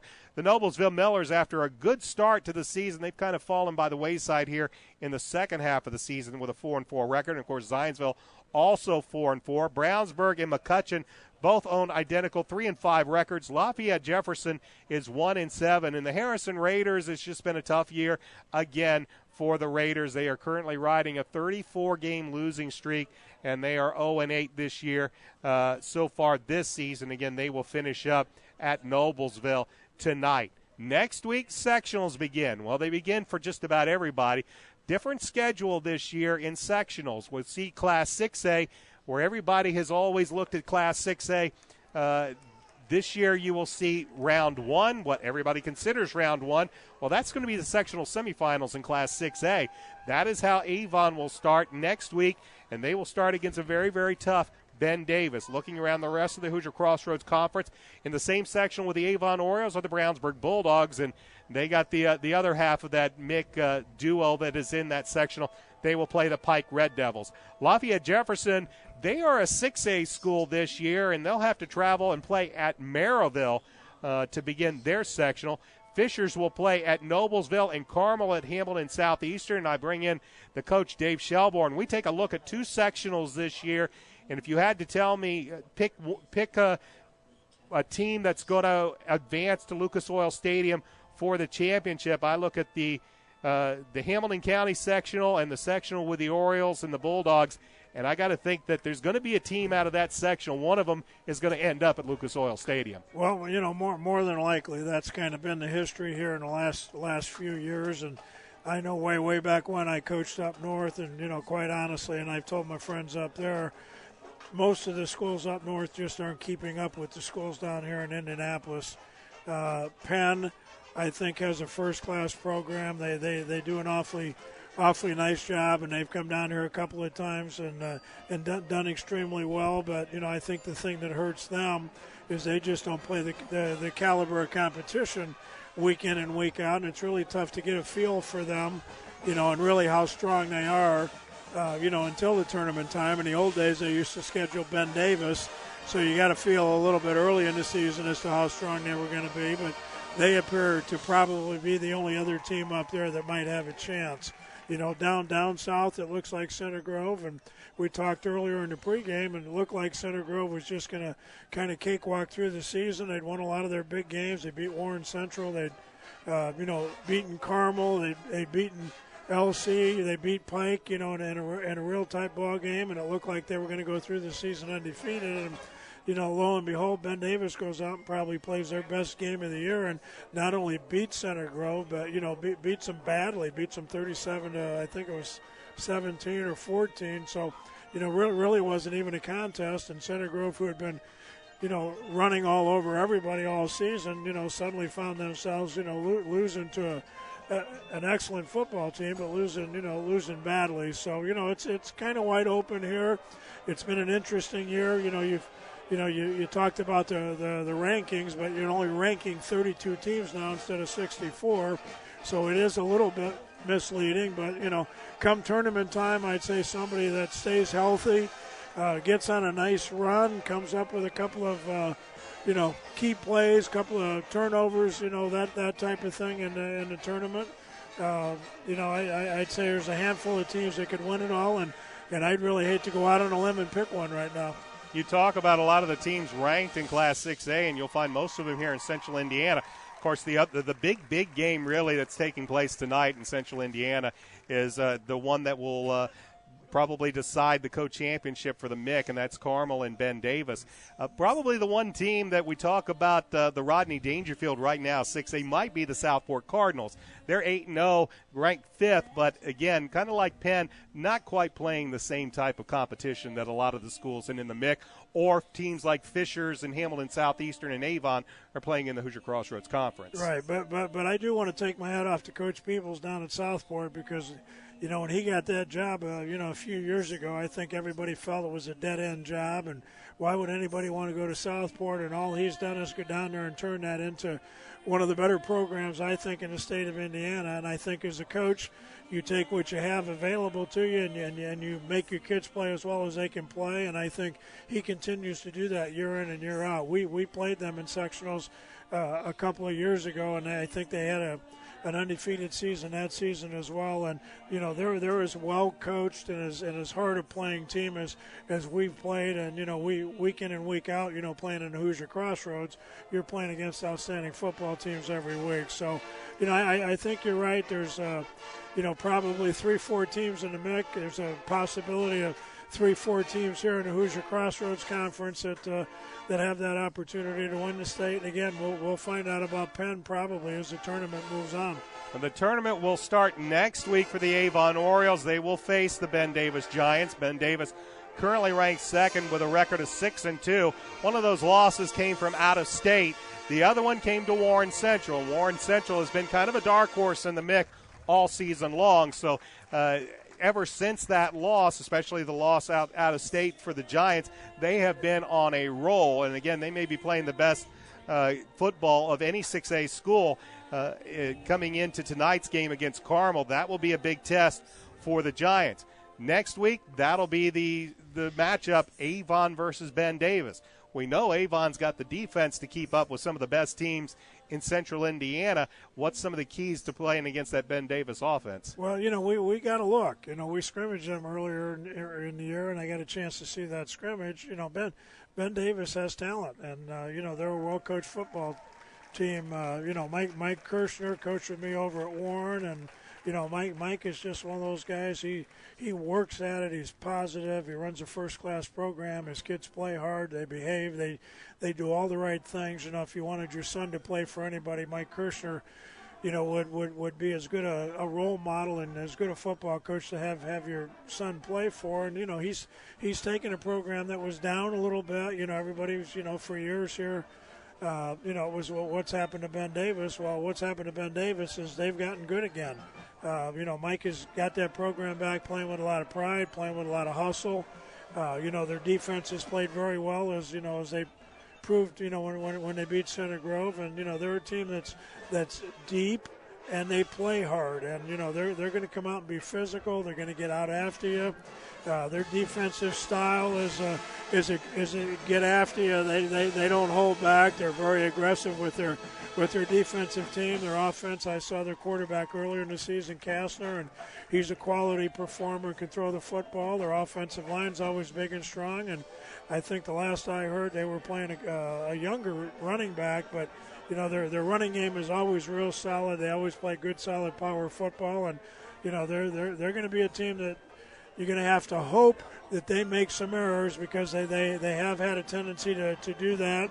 And they're also a team that occasionally will pile up some penalty yardage. So, you have to hope that you're playing at your best, and you also have to hope that the other team isn't playing at their best, and especially playing them on their own field. The Zionsville Eagles, well, they're going to get a week off. For you Eagle fans, you will not be playing next week. The Eagles are in one of those rare Class 5A sectionals with an odd number of teams, and this is going to be the first year you're going to see, especially in Class 5A, there's going to be a few schools that will have a bye, and the Zionsville Eagles are one of them. They are currently in this year in sectional 13, and they'll get a whole brand new look of a sectional, as they will have the likes of they'll play the winner of Richmond and Anderson. But Coach, we've seen Decatur Central this year just pile up point after point, and this year, of course, the big move, Cathedral goes from 4A up to 5A. Well, again, I think it's going to be a wide-open tournament. There's an awful lot of good football teams. Most of the better football teams in 5A have got a couple of losses.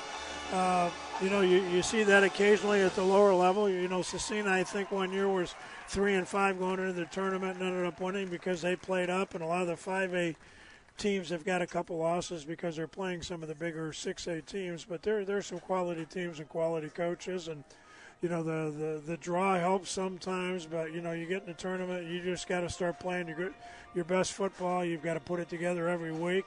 You've got to go out and play always great defense, and you just can't give up cheap scores when you get in the tournament. You have to hope to stay healthy. Of course, the one thing for the Eagles, having the bye, they will be the road team in what will be the sectional semifinal game. So that means either a road trip to Richmond or Anderson for the Eagles in that second round.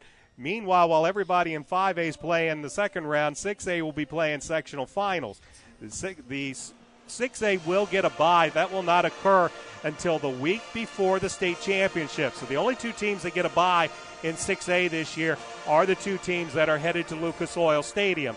So the whole thing we heard last year was Class 6A getting a bye. Some people thought it would be what everybody else was first round. No, there's really only two teams getting the bye, and it's those two teams that will meet for the state title. Right. Well, they had to get creative. We were over just by a couple, which is why you see the byes in 5A, because the original plan was to have the 32 teams in 5A as well, and it just didn't quite end up that way. But, the IHSAA kind of got their heads together and came up with a plan, and this is the first year, and I think there's a lot of people, that are happy to see some of the bigger schools kind of separated and playing their own tournament. I think there was a feeling that, the 5A tournament was a little unfair because you've got the haves and the have-nots and some of the bigger schools, and, there were some schools out there playing awfully good football that just didn't, couldn't play the numbers games with the Ben Davises and Warren Centrals and the Carmels, and now they feel like they've got an opportunity to compete at a level that's a little more equal for them.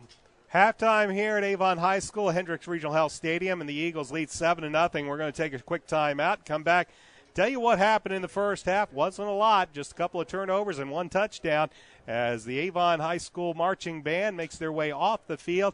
We'll be back right after this. This is high school football on Audio Sports Online. Right now at all Avon and Brownsburg McDonald's, you can check out the brand new Mighty Wings. Mighty Wings are hearty bone-in chicken wings that are crispy and breaded with a spicy kick. Available in 3-piece, 5-piece, or 10 pieces, a 3-piece is only $2.99 at all Avon and Brownsburg McDonald's.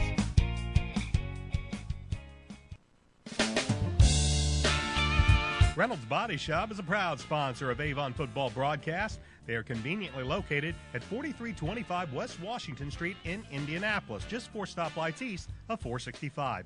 Their phone is 317-243-2372, and they are open Monday through Friday from 7:30 a.m. to 5 p.m. Reynolds has been family-owned and operated for 30 years, specializing in collision repair. Reynolds Body Shop is also an insurance work specialist. Learn more about them on the web at www.reynoldsbodyshop.com.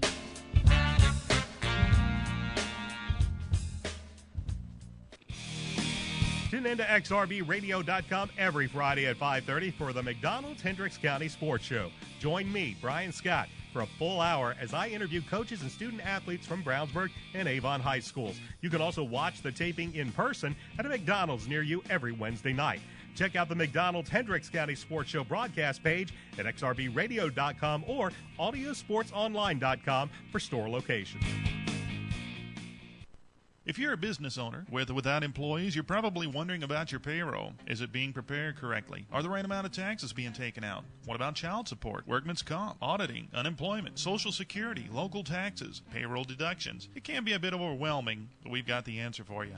The Payroll Department Incorporated. We'll take care of all those payroll headaches and manage any unique deductions that apply to your company. We offer several ways to submit your payroll and provide you with customized timesheets for reporting. The Payroll Department Incorporated, located at 701 North Green Street in Brownsburg. Sweet Treats of Avon is closed for remodeling until November 7th. That's when it will reopen under a new look and new name, Chicago's Pizza Express. They're located at Dan Jones and Rockville Road behind CVS Pharmacy in Avon. Find out more on November 7th when Sweet Treats opens up as the new Chicago's Pizza Express. Same great owners, but a whole new look and new menu.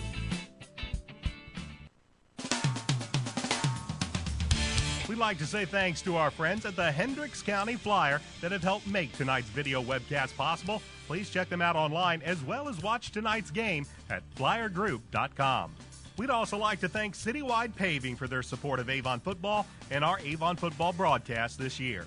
Motion 360 by Hendricks Regional Health provides care for the way you were meant to move. We care for every muscle, bone, and joint in your body to get you back to the activities you love. Get more information online at mymotion360.org.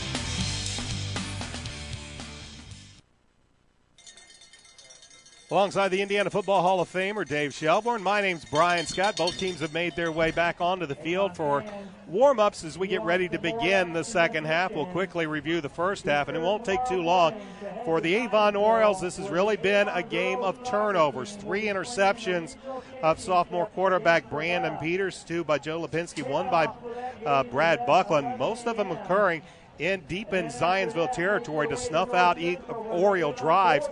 For the Eagles, they had one nice drive that culminated in a 9-yard touchdown pass from Josh Hinkle to Nick Maines. Connor Drake's point after was good, and that is where we stand as we get ready to begin the second half with the Eagles out in front 7-0. For the Orioles, well, they've moved the ball well at times, but right now it's 3 interceptions by the Eagles that have pretty much killed all the momentum the Orioles would have in those drives. And, Coach, it's kind of simple when you look at it. For one, when we we've talked to Coach Mark Bless, wanted to limit the penalties. Done a pretty good job of that in the first half, but I'm sure he doesn't want to see 3 turnovers. Well, you don't, and you certainly don't want to go in behind at halftime. But at the same time, they really just need to stick with their game plan. They've had a couple turnovers. Defensively, they've really done a pretty good job. Offensively, they moved the football. My guess is the biggest thing they did at halftime is probably try to pump them up a little bit, get that confidence back. Because you could tell late, they were moving the football, and then they'd have the turnover, and you could just kind of see them hang their heads a little bit. And I think the biggest thing that the coaching staff probably had to do at halftime is just to reassure them that, hey, we're doing fine. Yes, we're behind right now, but, this is just halftime. Nobody remembers the score at halftime. All they remember is the score at the end of the game. And if Avon continues to do the things that they need to do, then they're going to be fine. I mentioned earlier Zionsville's defense is one of those that you just have to kind of hang in there, and you're going to hit a home run sooner or later. You just have to be patient. You have to preach that to the kids as well. Even if you go 3 and out and end up punting, sooner or later, if you do what you're supposed to do, something good's going to happen. Offensively for the Eagles, they've got the 1 touchdown. They had a couple of they had that one nice drive, but for the most part, the Orioles have fairly well shut them down. They've managed to get a few first downs here and there, but really haven't been able to sustain anything. It's been the defense for the Eagles, always a strong point, as Coach Shelbourne has pointed out to me during the game. You take a look whenever the Orioles are running the ball, there's 7, 8, 9, and as much as 11 Eagles swarming after the football. Defensively, they're doing a fantastic job keeping the Eagles really in this game, up 7-0, and shutting down what for most of the season has been a very efficient Orioles offense. It may not be as high as explosive as other teams in the Hoosier Crossroads Conference, but it has always been very efficient, and that's been a good job by this Eagle defense against Avon in this first half. Well, they've changed. I mentioned a couple of times they've changed up a little bit. They're usually a team that just kind of pins their ears back up front and gets after you. But I've noticed them tonight. They've blitzed a little bit more off the corners than what they've normally done. They've been a little bit more man-to-man, and a couple of times we caught them. Andrew Griffin had a nice game for a first down one time. Chris Kimbrough did the same. So, when we've been able to catch them in the right coverage, we've taken advantage of some of the things that they've done. But they've also changed things up enough to give Avon quarterback Brandon Peters a couple of different looks, and unfortunately, those have turned into turnovers. So I'm sure they coached him up at halftime, told him a little bit better what to expect, and I think we're going to see Avon come out here in the second half, make a couple of adjustments, and hopefully put a couple of touchdowns up on the board. Alex Steffen kicks it off. I believe this is Matty Panola with the ball at the 6. Looks for some room, and he's going to get swarmed under as the Avon kick return team with a fine job getting downfield to swarm him down at around the 8-yard line, and it'll be poor field position for the Eagles to begin the first drive of the second half. Yeah, I'm actually a little bit surprised he caught that ball. He caught that ball, it looked like, on a 2 or 3 yard line, and to me it was either going to go in the end zone or go out of bounds, and either one of those would have been better than starting their series here from the 9-yard line. But what a great advantage for Avon to start the second half with this kind of field position. It'll be 1st and 10 for Josh Hinkle and the Eagle offense. Here's a give to Panola. He'll go straight up the middle, but find little running room. Maybe picks up a couple of yards before he has brought down Rashawn Brent, whose name we have mentioned on numerous occasions in the first half. He makes the tackle for only a 2-yard gain. Yeah, a lot of pressure, as there has been on the Avon defense, because what you want to do here right now is force a 3 and out and give Avon's offense some good field position, and it'd be nice if they could get a touchdown up on the board here early and kind of change the momentum. Be 2nd down and 8 as Hinkle will bend under center in an I backfield. He will drop back to pass. Pressure comes, and he will run to the left, breaks one tackle, and he will finally be driven out of bounds over on the far sideline. Looked like tackle made by Ryan Bradley, and it'll be what looked to be a loss of maybe 2 or 3 on the play. Ends up being a pickup of about 3 up to the 15, but it'll bring up 3rd down and 4. Yeah, very nice job. Good job of scrambling. Great pressure again by the Avon defense. They just failed to make the open field tackle, but again, they continue to put pressure on the quarterback. He made a good decision not putting the ball up for grabs, and big 3rd and 4, 3rd and 5 situation here right now for both teams. That is Panola in motion. They'll give the ball to Went. Went will go right up the middle, and he'll have the first down before he is tackled hard by Mac Duffin. But he'll pick up about 5 on the play, just beyond the 20-yard line. It'll be 1st and 10 Zionsville.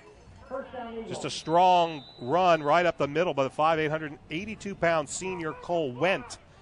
And 1st and 10 for the Eagles. They're up 7-0, opening drive of the second half. Alongside the Indiana Football Hall of Famer Dave Shelbourne, I'm Brian Scott. Hinkle will bend under center, looking over a 5 down front. He'll throw over to the left, and the pass is incomplete. Nick Handlin in coverage. He was looking over at the far sideline, and I believe he had C.J. Nyibanen. And the pass is incomplete. It'll be 2nd and 10. Yeah, a little bit behind. Avon down here. Now that they have Zionsville pinned back a little bit, they're playing a little bit of a more aggressive defense, or with 5 down linemen, 3 linebackers, leaving their corners a little bit man-to-man. Zionsville tried to get the ball out to the receiver. Well played. The ball was a little bit behind the receiver. Panola in motion from a wing. Here's a give to Went. Went will go up the middle and gain maybe a yard or 2 before he is tackled. Looks like he was brought down by Isaiah Robinson, the nose guard for the Orioles. And once again, 3rd and long coming up for the Zionsville Eagles, with the ball spotted just beyond their own 22-yard line. Yeah, Isaiah doesn't get a lot of attention. His job really pretty much in there is to create piles. He's the one that draws the blocks. He's the one that lines up usually on the center. And, if he does his job in there, that frees up the linebackers and Mack and Belden to make some of those big plays. Big 3rd down here for the Eagles. They'll give it to Went. Went will go up the middle, and he will not get a whole lot of yardage before he is brought down, tackled by Joe Duffin and Ryan Kelly. Ryan Kelly now in for Avon, as we saw Zach Williams. Coach Shelbourne noted that he saw Zach at about the halftime with a sling. So we haven't seen him. I don't see him on the sideline. Ryan Kelly is out there. Here's Minuski with the kick. Good pressure. And Griffith will take it at the 40. David up to the 45, to the 47, close to the 48-yard line. And the Orioles will have great field possession to start their first drive of the second half, trailing the Eagles 7-0 with 9:21 left to go in the third quarter. Yeah, I think Zionsville kind of made a statement on that last 3rd and 6 or 3rd and 7 that they had. They just ran a pretty basic play, and I think what they're saying is even if we don't get a first down, we have enough confidence in our defense that they're going to keep Avon out of the end zone. So we'll see if that philosophy holds up. Ball will be actually spotted at midfield as Brandon Peters will bend under center, offset it out to the right. Here's the give to Derek Tennant. Tennant looking some room around the right side, finds a little bit of daylight and will pick up about 3-4 yards down to about the 46-yard line of the Eagles, where it'll be 2nd down and 6. And a whole host of Eagles is Coach Shelbourne has been counting the number of Eagles that swarmed to the football. That time, 10 of them. as just a sea of white shirts that follow the football. This is Andrew Griffin coming out as a wideout to the near side. It is Hicks and Tennant in the eye. They give us to Tennant. Starts around the left side. Gets a hold to the 40, to the 35, and finally brought down, but a penalty flag comes in late. Ben Coker with the tackle, and the flag is thrown from the backside. And if this wipes out a nice run, and this one is going to be a hold against the Orioles. And that has really been the biggest thing about the penalties for the Orioles, and something that has been driving Coach Bless, I know, just absolutely bonkers, is the fact that they get the penalties, but they always get them at times that snuff out a big play or snuff out a drive. That ball penalty will spot the ball back to the 48-yard line of the Eagles. It'll be 2nd down and 8 now for the Avon Orioles, as they'll send Andrew Griffin as a wide out to the far side. It is Hicks and Tennant in the eye behind Peters. He'll look down a 4-man front for the Eagles. Twin tight end look. Here's the give to Tennant. Tennant looking for some room, and he's going to pick up a few before Ryan Teague, a 6 foot, 190-pound senior defensive end, brings them down after a pickup of about 4. It'll bring up 3rd down and about 4. Avon's offensive line's got a good surge off the ball. If they can continue to do that, and again, we stay patient, we should be okay. We're running the football here pretty well. It's the backside people from Zionsville that are falling back in and making the tackle, but we're blocking things pretty well at the point of attack right now. Unbalanced line left with Cress Kimbrough, the lone wide out to the near side. Hicks and Tennant in the eye. The give is to Tennant. Looks for some room, tries to cut up, and he's going to be brought down on a fine play by Ben Coker, a 6'3", 130-pound senior strong safety. He came up as Tennant tried to bounce it to the outside, forced Derek back for a 2-yard loss, and will bring up 4th down. Niles Edwards on to punt, and Coker will now run back as he will return this punt, and he will put his heels at about in the, let's call it the 12, 13-yard line, as Niles Edwards will line up at his own 40.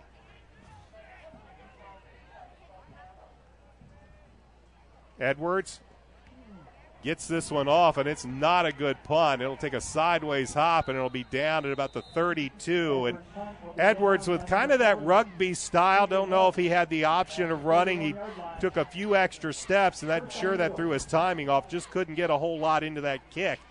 And the Eagles will actually come away in pretty good position with the ball at their own 32-yard line. Yeah, Zionsville made a little adjustment there. They put a rusher out real wide and forced Edwards to come back inside to make that kick. 6:55 left to go in the 3rd quarter. Eagles with the football and a 7-0 lead as Hinkle under center will roll out to the near side. Pass is on its way. It's complete out to the near side to Ben Coker. Coker will be pushed out of bounds by David Griffith, but not before he picks up about 15 yards up to the Eagle 47-yard line. Well, they'll have it 1st and 10. Yeah, a little one-man route. He ran what we call a whip route. He went like he was going to run an inside route to get the DB to kind of chase him inside, and then he planted his foot and took it back to the outside. It was wide open. The ball was delivered on time. One-man route all the way. And Yibeden is the wide out on the far side. Coker to the near side. Panola is wing right. Back to pass is Hinkle. He's trying to get it. Got it to Panola. It was tipped at the line of scrimmage, but right into the hands of Panola. And Panola is going to be run out of bounds, I believe, by T.J. Wilson. And it'll be a pickup of about 4 or 5 yards on the play. Yeah, very, very lucky completion. Avon, again, their defensive front, they're getting some penetration. They're getting their hands up. That one never should have been a completion, but great concentration by the receiver to make the catch on a deflected ball. Coker this time will go to the far side with Yibeden to the near side. Tight end left as they will give it to the fullback Panola, and Panola will run right up the middle before he is brought down by David Griffith. Looks like he's going to be shy of the 1st down by about a yard as the ball's in Oriole territory, just inside the 43-yard line. It'll be 3rd down and 1 for Zionsville. Clock moving, 6:19 left to go, 3rd quarter. Eagles with a 7-0 lead. As The Eagles will break the huddle, and again, and Yivinen to the far side, and Coker to the near side. The fullback is Panola, the tailback is Went. The give is to Panola. He'll barrel right up the middle. Needed a yard, picked up 4. As they'll take it inside the 40 down to about the 38-yard line. That'll move the chains and give the Eagles a first down. Yeah, they've mixed things up here pretty well. A couple passes, couple runs. They like that little fullback dive. They've run that play here now maybe 5-6 times, and that seems to be their go-to play when they have short yardage, and that time they were very successful with it. Pretty much doing this same formation each time. Tight end right. This time, though, Hinkle will be back to pass, and I don't know where he was going, and Yivinen had gone about a stick route about 4 yards and sat down, and Hinkle was throwing that ball as he expected him to go down the seam, and it goes incomplete. It'll bring up second down. Yeah, sometimes it's almost like baseball. It's almost like an audible. Let's take a look and see what we see, and hopefully we'll be on the same page. Obviously, that time they weren't. The receiver read the coverage to run his route short when the quarterback thought that he was going to go deep. Coker will go to the far side and Yivinen to the near side. They'll line up Panola as a wing left as Hinkle bends under center. He'll drop back to pass, looks, fires out, finds Ben Coker, and Coker will be knocked out of bounds by Gabe Laxton. It's going to be a pickup of about 9 on the play inside the 30-yard line. It should bring up about third down and 1. Yeah, same route they ran here on the other side a little earlier on this same series. They took Coker, and they ran him in the first half on that slant pass a couple of times, once for a big gainer on first down, and they started off looking the same. It's a double cut move. They try to get the DB to kind of bite on that slant move, and when he does that, he plants his foot and breaks it back out to the outside for the catch and run. Panola and Went in the eye. The give is to Went, looks for some room, goes over just over his right guard, and he'll pick up about 3 yards on the play down to near the 26-yard line. But the Eagles once again move the chains as they are slowly and methodically marching it up the field. Well, they're in a rhythm now. They've got it going here. They've picked up 2-3 first downs. They're feeling a little confidence.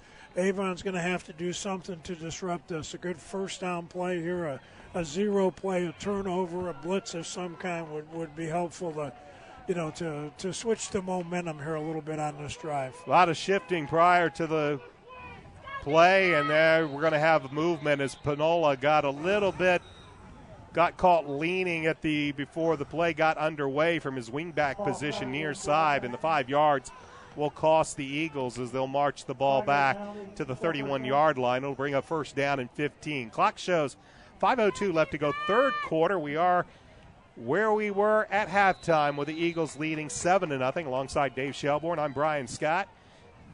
Well, I'm glad he heard me because that's exactly what Avon needed. They needed to get him out of the rhythm. They needed to put him behind schedule. Now they're 1st and 15. The play calling is a little bit different on 1st and 15 and 1st and 10. The give is to Panola. He'll find a little bit of room, but not a whole lot. He'll pick up 2, maybe 3 yards inside the 30-yard line down to the 28, but it'll bring up second down and 12 for the Eagles, who have already ran 8 plays on this drive that started back at their own 32-yard line. Zionsville runs, I guess, what most of us would call a safe offense. You don't see them doing anything really exotic. They're not what I would call an option team, even though they ran a couple. Most of their routes have been one-man routes, but they're going to try not to turn the ball over. This time they'll have 3 wideouts in the pattern as Hinkle 5-step drop, floats it up, and it's incomplete. He was looking down the seam.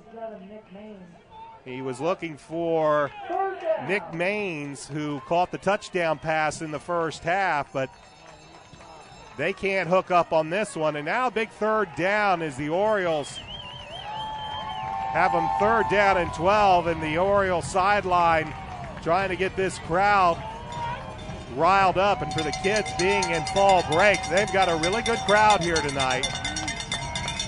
And this is a big third down play for the Oriole defense.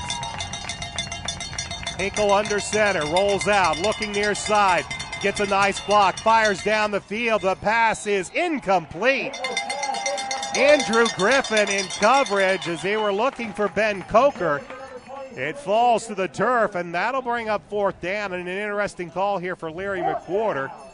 I don't know if they are in Connor Drake's field goal range, as this one would make it around a 45-yard field goal, and it doesn't look like he's going to bring the kicking unit on. So big fourth down here. He's also leaving his punter on the sideline, so they will go for it on 4th and 12. Oriole fans trying to get their defense riled up as Hinkle bends under center. And now timeout is called by Zionsville, and Coach McWhorter, either not liking the defense or wanting to think this one over once, is going to call a timeout. 3:54 left to go in the third quarter. Zionsville will have 4th and 12 when we come back. It's 7-0 Eagles. You're watching high school football on Audio Sports Online. Did you know that Nelson Jewelers in Brownsburg has been serving Hendricks County and the west side of Indianapolis with an extensive selection of finer diamonds and gemstones since 1958? Nelson Jewelers is a family-owned jewelry store specializing in unique jewelry, jewelry repair, appraisals, and watch repair. Nelson Jewelers is conveniently located in downtown Brownsburg, across from the Hendricks County Bank. Visit Nelson Jewelers for all your jewelry needs at 22 East Main Street in Brownsburg and online at www.nelsonjewelers.com. Nelson Jewelers, a little out of the way, very much out of the ordinary. It'll be 4th down and 12 for the Eagles out of the timeout. Alongside Dave Shelbourne, I'm Brian Scott. 3 minutes and 54 seconds remaining in this third quarter. Eagles with a 7-0 lead. They'll lead the offense on the field on this big 4th and 12. Hinkle under center. Play action pass. He's going to look, tries to take it up, and he's going to be sacked. Looked like that was intended to be a quarterback draw. Joe Belden and that Oriole defense got excellent pressure and penetration, and they bring Hinkle down, and the Orioles take over on downs. Well, the defense bent, but they didn't give up anything. They've been called on tonight to play a little bit better than than they need to, because the offense is struggling here a little bit, and they were asked to come up big, and they did again. So now the ball is in the hands of Brandon Peters and the Oriole offense. They trail 7-0 as we have 3:49 left to go in the third quarter. Peters, play action pass, looks, gets good protection, fires, has his tight end at the 50, and Matt Moore will take it to the 49-yard line before Ben Coker can bring him down. But a big pickup on the first play that puts the ball into Eagle territory. Yeah, and again, great call. Play action on first down. They're lined up in a 2 tight end, 1 wide receiver formation, which is usually a running formation. They faked to the right and actually threw back to a receiver on the backside to take advantage of that great pursuit. Shaw and Hicks are this time in the eye behind Peters. The give is to Dave Shaw. Looks for some room, and he'll gain maybe a yard or two. Still keeps those leg churnings. Scott Fuller, a 6'1", 200-pound sophomore defensive tackle, brought him down, but not before Dave picks up about 3 on the play. Dave just runs hard. He's done that all year. There's, I don't know how many times, or if they keep stats of, yardage after the first hit, but there's been lots of times this year when it looked like he was going to be tackled at the line of scrimmage or behind the line of scrimmage, and maybe he only ended up with 2 or 3 yards, but really the reality of it is he's picked up 5 or 6. He just runs hard. Andrew Griffin to the near side, Crest Kimbrough to the far side, offset eye to the right with Hicks the fullback. Shaw is the tailback. It is the give to Dave Shaw, has a hole over the left side to the 40, to the 35, and he'll be run out of bounds inside the 30-yard line. Tackle made by Ryan Connor, the free safety, but there's Dave Shaw with a big pickup. Very nice block by the guard. I think it was Zach Ryan. I saw him getting some high fives from some of his buddies. That was a counter trade type play. They've been running powered football to the tight end side. That time they made it look that way, brought it back to the other side. Nice trap block, kicked out the defensive end, had a great opening for a big play. This time Hicks and Shaw will flank Peters out of the gun, looking over a 4-man front. They'll fake the handoff to Shaw. Here's a pass wide open. There's Derek Tennant at the 15, and he's going to be taken down inside the 10-yard line. Here's one of those times they lined up Tennant outside. I think he was out in a slot, and they leaked him out, and they got the first. They got it inside the 10 down to about the 8. Yeah, very well-designed play. He was a lead back, looked like he was going to be a lead blocker. They faked it to him. He ran right up the field, and nobody covered him. Orioles quickly to the line of scrimmage, trying to keep Zionsville from changing their defense, and they'll give it to Shaw, but a good job as coming in to make the tackle with Scott Fuller. I believe Ryan Teague also in there on the tackle for the Eagles. It'll limit Shaw to maybe a gain of a yard down to the 6. It'll bring up 2nd and goal from the 6-yard line. Big series here for a lot of reasons. I mean, we're down. We need to get on the board. But just for that confidence lift right now, Avon needs to come away here with a touchdown. Clock under 2 minutes, 1:49 left to go, third quarter. Orioles trail by a touchdown, but knocking on the door. They will go unbalanced left. Here's a keeper, though, by Brandon Peters. Goes around the right side. He'll get down to about the 2-yard line as he faked the handoff, took it to himself to the right side. It'll bring up 3rd and goal from about the 2. Yeah, they're close. They've run that isolation play multiple times tonight. They have set up that play. I'm not sure who reacted for Zionsville, but they got him to bite on the tailback. Brandon took the ball to the outside, and right now Avon's knocking on the door. Minute 7 remains as they'll bring the lone wide out is Andrew Griffin to the near side. Actually, excuse me, that's Chris Kimbrough. High backfield to give us to Shaw. Shaw right up the middle and into the end zone for the touchdown. Power football by the Avon Orioles as David Shaw runs it in from 2 yards out, and the Orioles are an extra point away from tying this football game. Nice drive, mixed things up, no errors, stayed on schedule, completed their passes, blocked well at the point of attack. Both Derek and David ran hard. When they had the football, just obviously best drive of the night for Avon. Here's Niles Edwards on for the point after, and Niles has had some adventures kicking points after this year. This one is a good snap, a good hold, hits the upright, and is no good. And that is something that the Orioles have had to chase this season, is chasing extra points, and this time they hit the upright. Did you know he had a perfect game?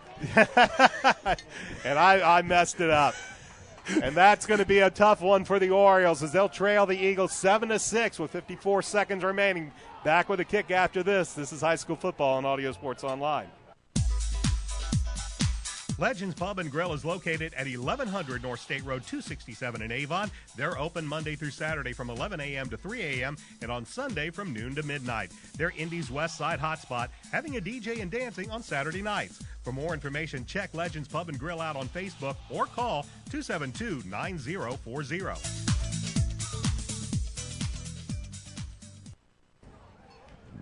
David Shaw runs it in from 2 yards out, but Niles Edwards' point after is no good, and the Orioles still find themselves trailing the Zionsville Eagles by the score of 7-6. We've had a couple of instances of this year during this season where the Orioles have had to chase extra points. It came back to bite them big time in the Westfield game, and right now they find themselves trailing the Eagles by a point as Alex Steffen is on to kick, and he gets this one away. This one's going to be taken at the 10 by Matt Panola. Panola up to the 15, and he'll be brought down by David Griffith. And it'll be 1st and 10 for the Eagles, but this time they lead only by a point at 7-6. The Orioles, a 7-play drive covering 67 yards. They do it in about 2 minutes and 40-some-odd seconds, and the point after, we'll see if that comes back to bite them later, as it was no good. And now the Eagles have it 1st and 10 from their own 20-yard line with 51 seconds remaining in this third quarter, leading 7-6. Josh Hinkle bends under center. And he will give it to Panola, and Panola will dive over the big center Drew Havoc, a 5'11", 234-pound junior, but only gain about a yard. And, Coach, that's just seemingly been something they've been doing all this second half. Is just a simple dive play all game long. Yeah, I mean, I don't know what it is. They seem to like that play, and they've been successful with it a couple of times on 3rd and short, but it appears to be a bread and butter play for them. I mean, it is safe. I don't know if they've seen something in the defensive, game plan, but that's a play that they've probably run 10 times here tonight. And Yibeden is to the near side, Coker to the far side. Final seconds of this third quarter, and they get it to Yibeden, and he makes a nice catch with Gabe Laxton's hanging all over him. It's going to be a pickup of about 4, and that's going to be. We've got a penalty. Well, the clock reads 0. Let's see what the penalty's about. I don't know if it's a hold or a late hit. It's a dead ball foul, personal foul against Avon. That is a killer. And as they are going to march off 15 yards after the end, so what was going to be 3rd down and about 4 is going to be a 1st down. Coach Mark Bless, who confided during the Hendricks County Sports Show this week, some of these penalties just have him scratching his head, that he's not been quite seeing what some of the officials have been seeing, and this time not too happy is Coach Bless, as they're going to mark this ball all the way down to the 41-yard line. And that will finally be the end of the third quarter. We'll switch ends and begin the fourth quarter here at Hendricks Regional Health Stadium with the Zionsville Eagles with the football, leading the Avon Orioles 7-6. This is high school football on Audio Sports Online. Established in 1882 as Harris Bank and owned by BMO Financial Group since 1984, BMO Harris Bank has grown to become one of the largest banks in the Midwest, serving personal, commercial, and affluent customers. They're located at 7503 Beechwood Center Road in Avon. For more information, call them at 272-5650.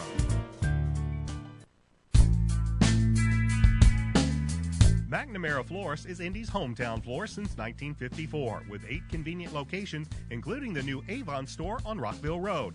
McNamara Florist is famous for our floral designs for all occasions that help our clients express their emotions through flowers.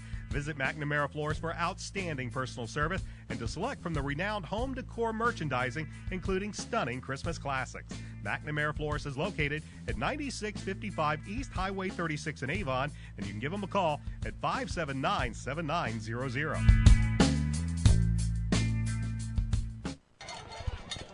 Ready for the fourth quarter here at Avon High School with the Eagles with the football leading 7-6. Big 15-yard penalty by the Orioles. Give the Eagles a first down. Here is Went, and Went's going to hit the middle of a fired-up offensive or defensive front by the Avon Orioles, and he's going to be brought down. Isaiah Robinson, who we've started calling his name several times, in there on the play. It's a loss of 2 back to the 39, inside the 39-yard line, to bring up 2nd and 12. Yeah, the inside of that defensive line continues to play well. McDuffin, Belden, Skaggs, Isaiah Robinson,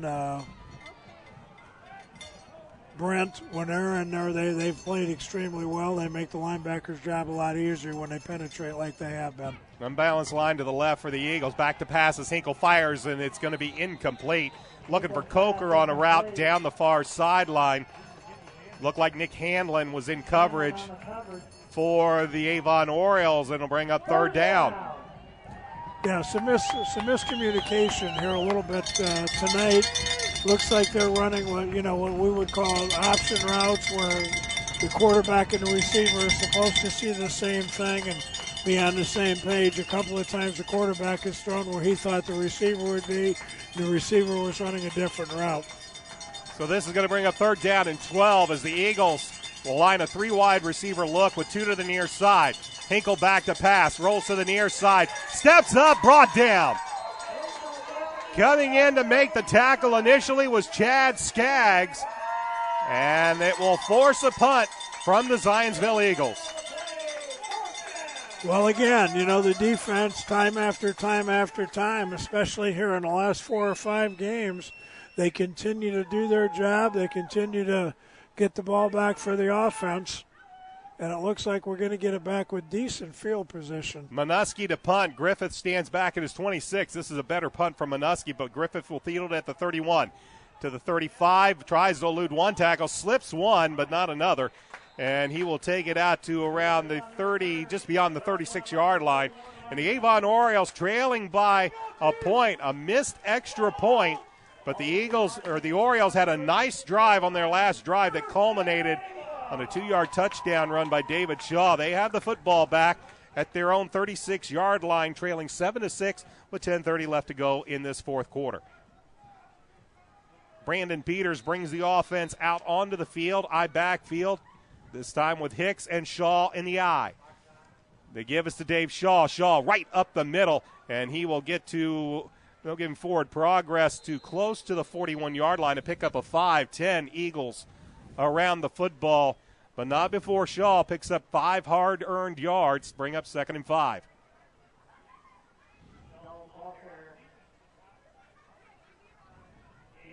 Clock will move as we approach 10 minutes left to go in this fourth quarter.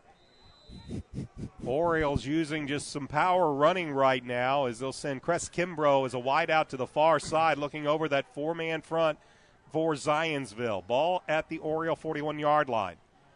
They have Matt Moore.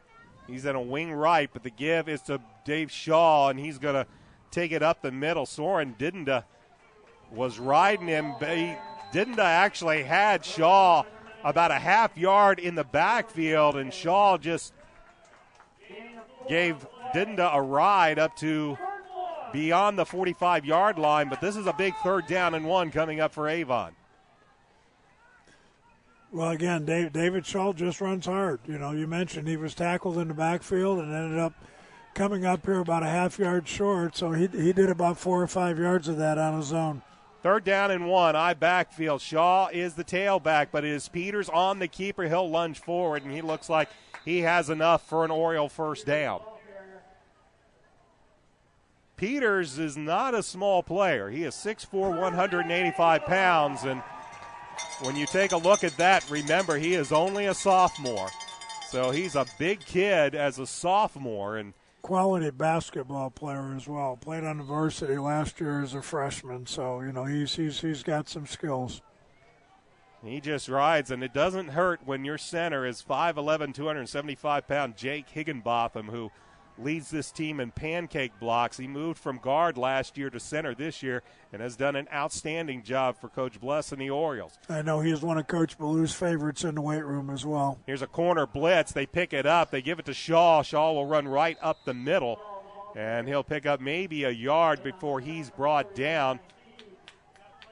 Ryan Teague, Scott Fuller, both in on the tackle. Pickup of 2 as they sent the corner in on the blitz. It was picked up nicely, but the run was right up the middle, and it's only a gain of 2. 2nd down and 8 for Avon. 8:17 left to go in this football game. Orioles trail 7-6. Andrew Griffin, Cress Kimbrough come to the near side with Kimbrough lining up as the slot receiver. Peters will work out of the gun. They'll bring a linebacker on the blitz. He's picked up. He'll fire. Peters fires downfield. Has Kimbrough. Kimbrough in Eagle territory near the. It will be brought down by Joe Lipinski, but it will be a 1st down, and they'll park the ball at the 41. Just a beautiful play. Great protection. Great rollout, good blocking in the backfield, pinpoint throw on the money, and great catch.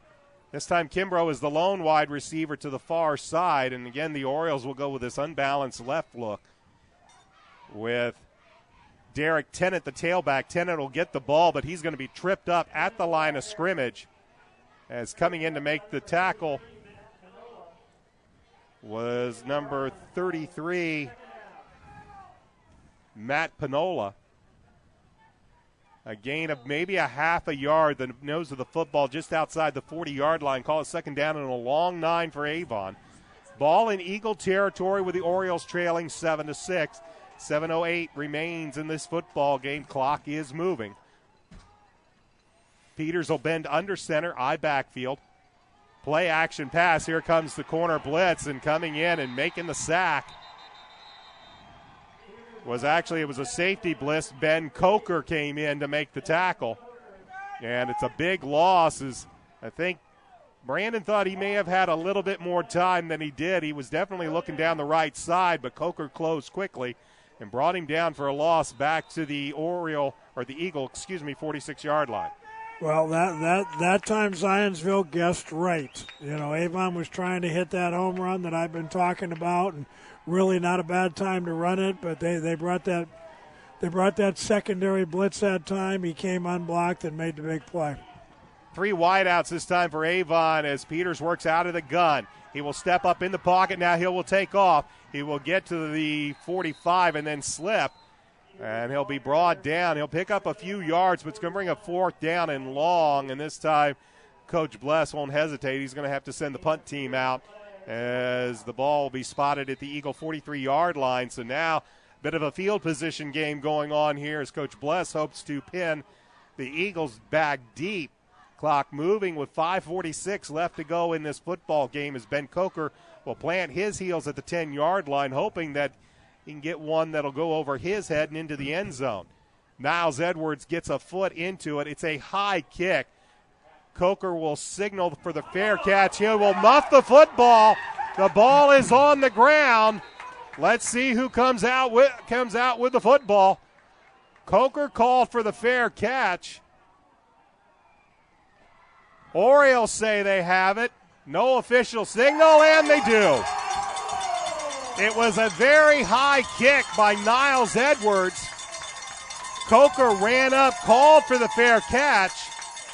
I'm sure Coach Larry McWhorter is wanting some type of fair catch interference, but not getting the call. And the Orioles come away with it, 1st and goal at the Eagle 8-yard line. It was close. If I'm Coach McWhorter, I'm going to ask for interference. If I'm the Avon coach, great coverage, great recovery. 1st and goal. Ball is at the 8-yard line for Avon. Backfield. Dave Shaw is the tailback. Play action pass. Rolling out is Peters. He's in for the touchdown. In for the touchdown. Over in the corner is the tight end, Matt Moore. And an 8-yard touchdown pass from Brandon Peters to Matt Moore after the muff punt. And the Orioles take their first lead of the game at 12-7. And it looks like the Coach Bless, after missing that extra point, he's going to leave the offense out there to go for 2. Gutsy call, good call, because, you know, that's one of those, if it's not there, Brandon can either run or throw the ball away. But, good call. Play action pass, wide open, good play. Peters will work out of the gun. He's flanked left and right. Drops back, fires, looks over the right side. Pass is short. It's caught by Andrew Griffin, but he is shy of the goal line. And the 2-point conversion is no good. But the Orioles, on an 8-yard touchdown pass from Brandon Peters to Matt Moore after the muff punt turnover, give the Orioles their first lead of the game at 12-7. We'll have the kickoff right after this. This is high school football on Audio Sports Online.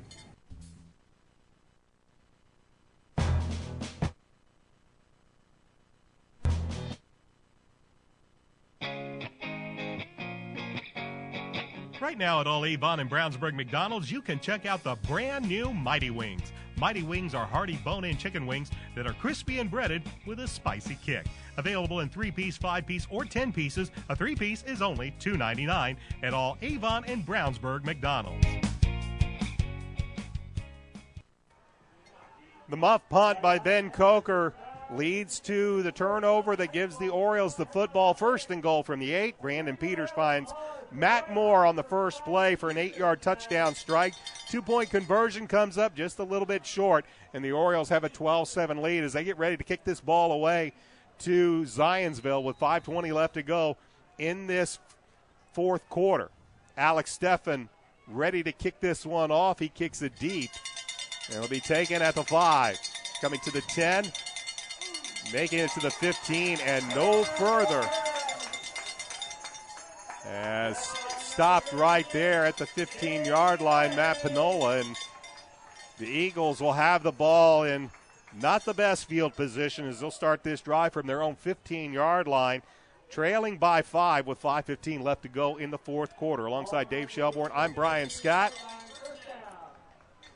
Eagle offense hasn't really found a whole lot of consistency except for that one drive that led to their touchdown in this game. Well, you know, it's what I've been talking about the entire night about just being patient.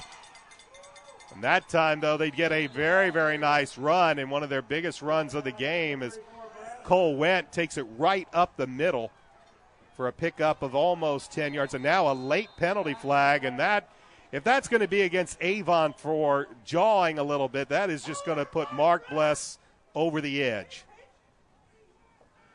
It was, and I'm not exactly sure what was said out there, but something was said, and you know you get emotional. You know they've been down. The defense has played well the entire time, but at the same time, you know you got to keep control of yourself. You know you got to bite your tongue. You can think what you want to think, but you know you really can't say anything until the game is over. Big 15-yard penalty called against Avon as it'll march the ball beyond the 40-yard line, close to the 41. 1st and 10 Eagles. Avon, who had, after good coverage on the kickoff, now has, after just one play, a 9-yard run and now a 15-yard penalty. Give us to Panola on that dive, and he'll find himself right in the middle of that Avon defensive front four and linebackers and pick up maybe a yard on the play at best, 2nd and 9. They must be seeing something we're not seeing because they continue to run that play. And, you know, again, other than a couple of 3rd and 1s, it really hasn't been much there. So I bring up 2nd and 9 for the Eagles. And Yavana and Coker to the far side. Actually, Coker is to the near side. That is Ben Walters out there on the far side. Play action pass. They'll swing it out. Great defensive play. McDuffin. They were trying to get it out to the near side to tight end Hayden Clark, but Duffin, with great penetration, got around his block and just put a hand up to bat the ball away. He must have thrown that one blind because there's no way in the world he should have thrown that ball. Mac was draped all over. Was trying to be a tight end screen, was draped all over the tight end, and he threw the ball in there anyway. Zionsville is very lucky they didn't turn the ball over on that play. So now it brings up 3rd down and 9 as the Oriole fans get loud and rowdy here at Hendricks Regional Health Stadium. 4:13 left to go. 12-7 Avon. Back to passes. Hinkle fires, tipped in the air and almost intercepted. Nick Handlin had a chance at it. Did not see which one of those big defensive linemen got a paw up. But that's about the 3rd tip pass at the line of scrimmage by the Oriole defense. And now it's 4th and 9, and looks like Coach McWhorter is going to leave his offense out on the field. Still, 4:09 remains in this football game. Zionsville with 2 timeouts remaining. Avon has all 3. I imagine they'll get to the line of scrimmage, see what's happening, and call a timeout here. Yeah, I was actually a little bit surprised by that call. I mean, they threw about a 3-yard route when they were in 3rd and 8. So I don't know if they thought he could catch it and run, or again that miscommunication, because they've had miscommunication between the quarterback and the receiver multiple times tonight. As they broke the huddle, the play clock was winding down, and the Eagles will call timeout. We'll take a timeout as well. 4:09 remain in this football game. The Orioles leading the Eagles 12-7. This is high school football on Audio Sports Online. Reynolds Body Shop is a proud sponsor of Avon football broadcast. They are conveniently located at 4325 West Washington Street in Indianapolis, just 4 stoplights east of 465. Their phone is 317-243-2372, and they are open Monday through Friday from 7:30 a.m. to 5 p.m. Reynolds has been family-owned and operated for 30 years, specializing in collision repair. Reynolds Body Shop is also an insurance work specialist. Learn more about them on the web at www.reynoldsbodyshop.com. On a cold, crisp, what is definitely fall night, here's the Eagles with 4th and 9 as Hinkle out of the gun, looks for some room, fires, passes, incomplete, looking for Ben Coker. Gabe Laxton's with the coverage, knocks it away, and the Eagles will turn it over on downs trailing 12-7 with 4:05 left to go in the game. Yeah, it was going to be short anyway. That's another. I mean, I'm not exactly sure about the call. I mean, it's one of those where you always say, get to the sticks and camp out. If you got fourth and 8, you got to be 9. The Orioles will take it 1st and 10 from the Eagle 42-yard line with 4 minutes and 5 seconds left, leading 12-7, and now they'll be riding this big running back tandem as Dave Shaw plows up the middle. They'll say forward progress will get him to about the 40-yard line. For the Eagles, the timeout was critical. That leaves them with only 1 remaining. As well as Zionsville's, and again, I'm after the fact. I probably should have said something sooner, but as well as Zionsville's defense has played tonight, if it was 4th and 2, 4th and 3, I can understand it. But 4th and 8, I'm a little bit surprised in this situation that they didn't punt the ball and, ask their defense to play big, because now they have to ask them to play big, but they've given up 30, 40 yards. Kimbrough to the left, Griffin to the right. High backfield with Shaw, the tailback. They'll give it to Dave Shaw. Shaw will run it right up the middle, and about 6-7 Eagles there to bring him down, but not before Shaw takes it down to the 36-yard line, and that'll bring up 3rd down and about 4 for the Avon Orioles. Clock continues to move at 3:05 remaining in this contest. Avon up by 5. Peters will get the call from the sideline and take it over to the huddle. Avon has all 3 timeouts remaining, but the clock is their ally in this situation as they bring Richie Steinmetz for the first time tonight. He is lined up as a wide out to the near side. Offset eye to the right, though. The pitch is to Shaw, looking for some room to the 35.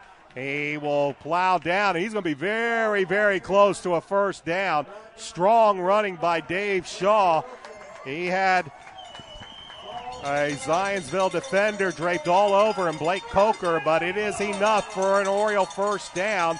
The ball inside the 31-yard line, 1st and 10, Avon, and the clock continues to move with 2:33 left. Yeah, well, not only that, he was smart enough to make sure he stayed in bounds. I thought that was a very smart move on his part. Obviously, make sure you get the 1st down, but stay in bounds as well so the clock keeps moving. Hicks and Shaw in the eye behind Brandon Peters, who's going to milk that play clock down. Peters will take the snap with 3 seconds, give it to Shaw, but this time good play is coming in to make the tackle for the Zionsville Eagles, the cornerback Brad Buckland. It's a gain of maybe a yard to the 30-yard line. It'll bring up 2nd down and 9, but now the clock inside 2 minutes left to play. Well, the offense had to step up here and get a 1st down. That's exactly what they did. The offensive line just continues to control things up front. Zionsville's defense has played well, but the Avon offense has, got that break, and they've come out here and done what they've had to do the second half. An unbalanced line to the left, but shooting through and making a nice initial tackle or initial hit was Scott Fuller. That slowed down David Shaw enough for the rest of that Eagle defense to bring him down, but it's going to bring up 3rd and 10. And by the time the Orioles snap this football, it will be under a minute left to play. Yeah, Zionsville's only got 1 timeout, and I guess he's trying to hold it here for 4th down, or hopefully when they get the ball back, because they're gonna run the full 25 seconds off the clock here before they take the snap, and they're down under a minute now. 3 seconds remain on the play clock. 2 seconds, 1 second. They get the ball off, but it's a poor snap by Jake Higginbotham, and Brandon Peters wisely just falls on it. Now Zionsville will use their final timeout with 49.5 seconds remaining. It will be a loss of 3, and we will see. We'll keep it right here, as I'm sure Coach Bless will elect to send out Niles Edwards maybe for a bit of a directional punt, or you think they're just going to see if they can run the ball? And this is one of those where when you're a head coach, you earn your money. Obviously, the situation there calls for a punt, but if you go out and, you have a blocked punt, a bad snap, or a missed assignment and anything happens, then obviously it falls on the head coach. If you have enough confidence, I guess that's what you do and pin them down. But, at the same time, they're down less than a minute and they have no timeouts. So, running the football, taking as much time off the clock as you possibly can, trying to gain some yardage here and run the clock down is not a bad thought either. It looks like Niles is out, so they are going to go ahead and punt. So Niles Edwards is on to kick, and he's going to try to kick this. It doesn't look like Zionsville is going to send anybody back. They're going to play this in a safe mode, and that'll force Avon to bring their gunners in. So Zionsville playing it safe. They're going to try to go after this kick. Edwards will get this one away, and it'll be a high kick. It's going to bounce, and it will roll into the end zone. With 43.2 seconds remaining, Zionsville out of timeouts. They'll have to go 80 yards as they trail by 5, 12-7. And they'll have a long way to go. And for a team that has not really had anything successful as far as big play, big gains, they'll be asked to move the ball down the field in a hurry. I'm going to give some kudos here to Cole Bennett, the long snapper. He's done this for 3 years. I think that's a big part of the reason why Coach Bless decided to punt, because he's just cool as can be. So 1st and 10 as Hinkle bends under center. He'll swing it out to the right side. Pass incomplete. He was looking for Nick Maines, but it was high, and it falls to the turf. It'll be 2nd and 10, 39.9 seconds remain. Just trying to get a swing pass out and maybe see if Maines could get out of bounds, but they need yardage, and they need lots of it. They're running out of time. They got to throw the ball down the field here, or if they've got a trick play that they've been working on all year, now's the time to pull it out. And Yibenen will come out to the near side. He'll be picked up by Nick Hanlon of the Orioles. 2nd and 10. Hinkle back, and he's sacked. Coming in with the pressure and making the sack, T.J. Wilson, the 5'11", 205-pound senior middle linebacker. It's a loss of about 7. Clock continues to move. It'll be 3rd and 17. 21 seconds remain. Hinkle drops back, fires it out, has Maines. Maines looks for some room, nothing doing. He'll get maybe a yard, but he's going to be brought down They're quickly not even going to get a play off here. By David Griffith. 8 seconds remain. No timeouts remain for the Eagles. 4 seconds remain. Hinkle does get the play off. He looks, he will look, he'll fire it down. He has Maine at the 30-yard line. They'll hook and ladder it. They try to do something with the football as they now throw a lateral back. The ball's loose, but now it's picked up here on the near side. And finally, coming in to put an exclamation mark on that is Mac Duffin, who's put a lot of exclamation marks for the Oriole defense this season to end this.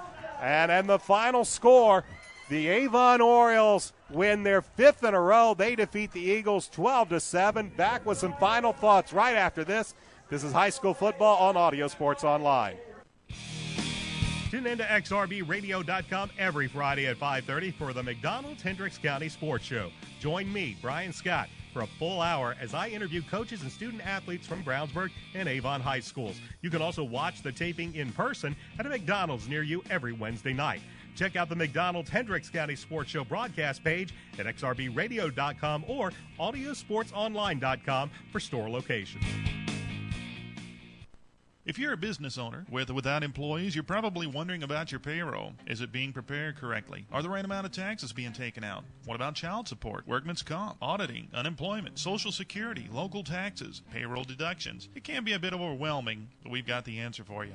The Payroll Department Incorporated. We'll take care of all those payroll headaches and manage any unique deductions that apply to your company. We offer several ways to submit your payroll and provide you with customized timesheets for reporting. The Payroll Department Incorporated, located at 701 North Green Street in Brownsburg.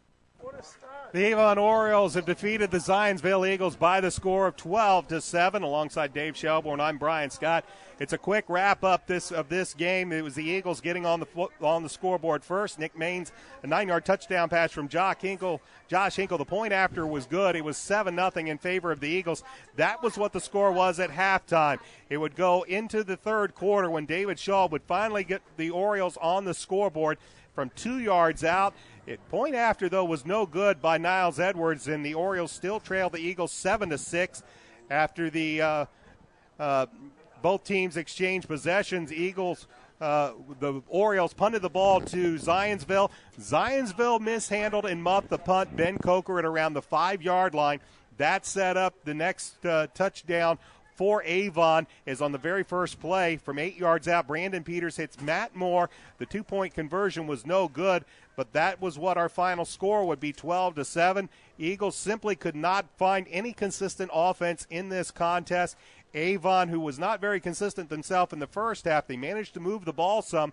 3 turnovers costly in the first half, no turnovers in the second half. A couple of penalties that I'm sure Coach Bless is going to talk to his team about. But in the end, they come away with a hard-fought victory. Avon will wrap up the regular season with a record of 6-3. They have won their last 5 in a row. Meanwhile, Zionsville falls to 4-5. They lose their regular season finale. For Avon, sectional time. Big game next week. It will be at Ben Davis. We'll have the action for you right here on Audio Sports Online. Pre-game show will be at 6:45. Kickoff is at 7 o'clock. Orioles will take on what is probably the best team in 6A in Ben Davis. Zionsville, they get a bye. They'll have a week off to think about this game and prepare for their own sectional. And quickly, Coach, as we get ready for sectional action, some thoughts about this game and heading into next week. It's a win. It's a win. It was ugly. It's a win. This is one of those games that, they're going to go away and look at a few things. But, pretty much right now they finished with 5 in a row. That's what you have to dwell on. I'm sure they'll just get a quick screening on this one tomorrow because, right now nobody remembers any of this. All that matters is the tournament and all the preparation is going to be toward Ben Davis. If Avon can get a little bit more consistent on offense, their defense has proven that they can play with anybody. And, winning 5 in a row is good for the confidence. I mentioned earlier, you just got to hang in there and something's going to happen, and something did happen. And you can look at this any way you want. They were lucky. They didn't do this, they didn't do that, they won. And, bottom line, the only thing that matters, especially this time of year, is a W is a W. That's 5 wins in a row, and that's 5 wins in a row going into tournament play. Obviously, you've mentioned they're going to have to be at their best to play Ben Davis next week. But, we proved in the scrimmage that we can play with them. We're just going to have to be a little more consistent, cut down on the errors, and play a good football game, and we can certainly be in the game with Ben Davis. For Coach Larry McWhorter and the Zionsville Eagles, this has got to be a tough loss to swallow. They had a lead in this game. They played very good defense against this Avon Orioles squad. As we talked about the muff point, if you're Coach McWhorter, you're screaming for the interference call. If you're Coach Bless, you say good coverage, and really it comes down to a big play in the special teams, the muff punt.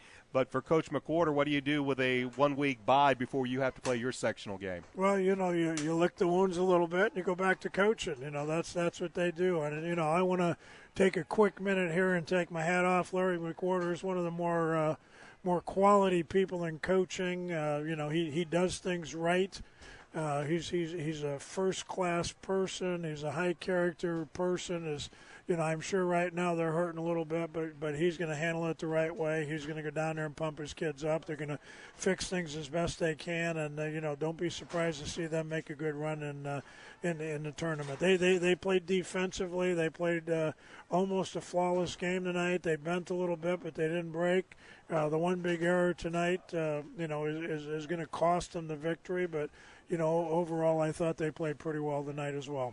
All right, the Avon Orioles, again, they will be on the road next week as the tournament opens up. They'll be at Ben Davis. Zionsville will have a bye. We'll have all the action for both Avon and Zionsville right here on Audio Sports Online. And again, next week, the Orioles at Ben Davis. For the coach, Dave Shelbourne, I'm Brian Scott saying thanks for joining us tonight. We'll see you next week. Final score here at Avon High School. The Avon Orioles with a victory over the Zionsville Eagles by the score of 12-7. You've been watching Avon and Zionsville football on Audio Sports Online. Tonight's game for Avon's been brought to you by McDonald's, the Hendricks County Flyer, Reynolds Body Shop, Legends Pub and Grill, McNamara Florist, the Payroll Department, Avon BMO Harris Bank, and Citywide Paving. High school football is an AudioSportsOnline.com production.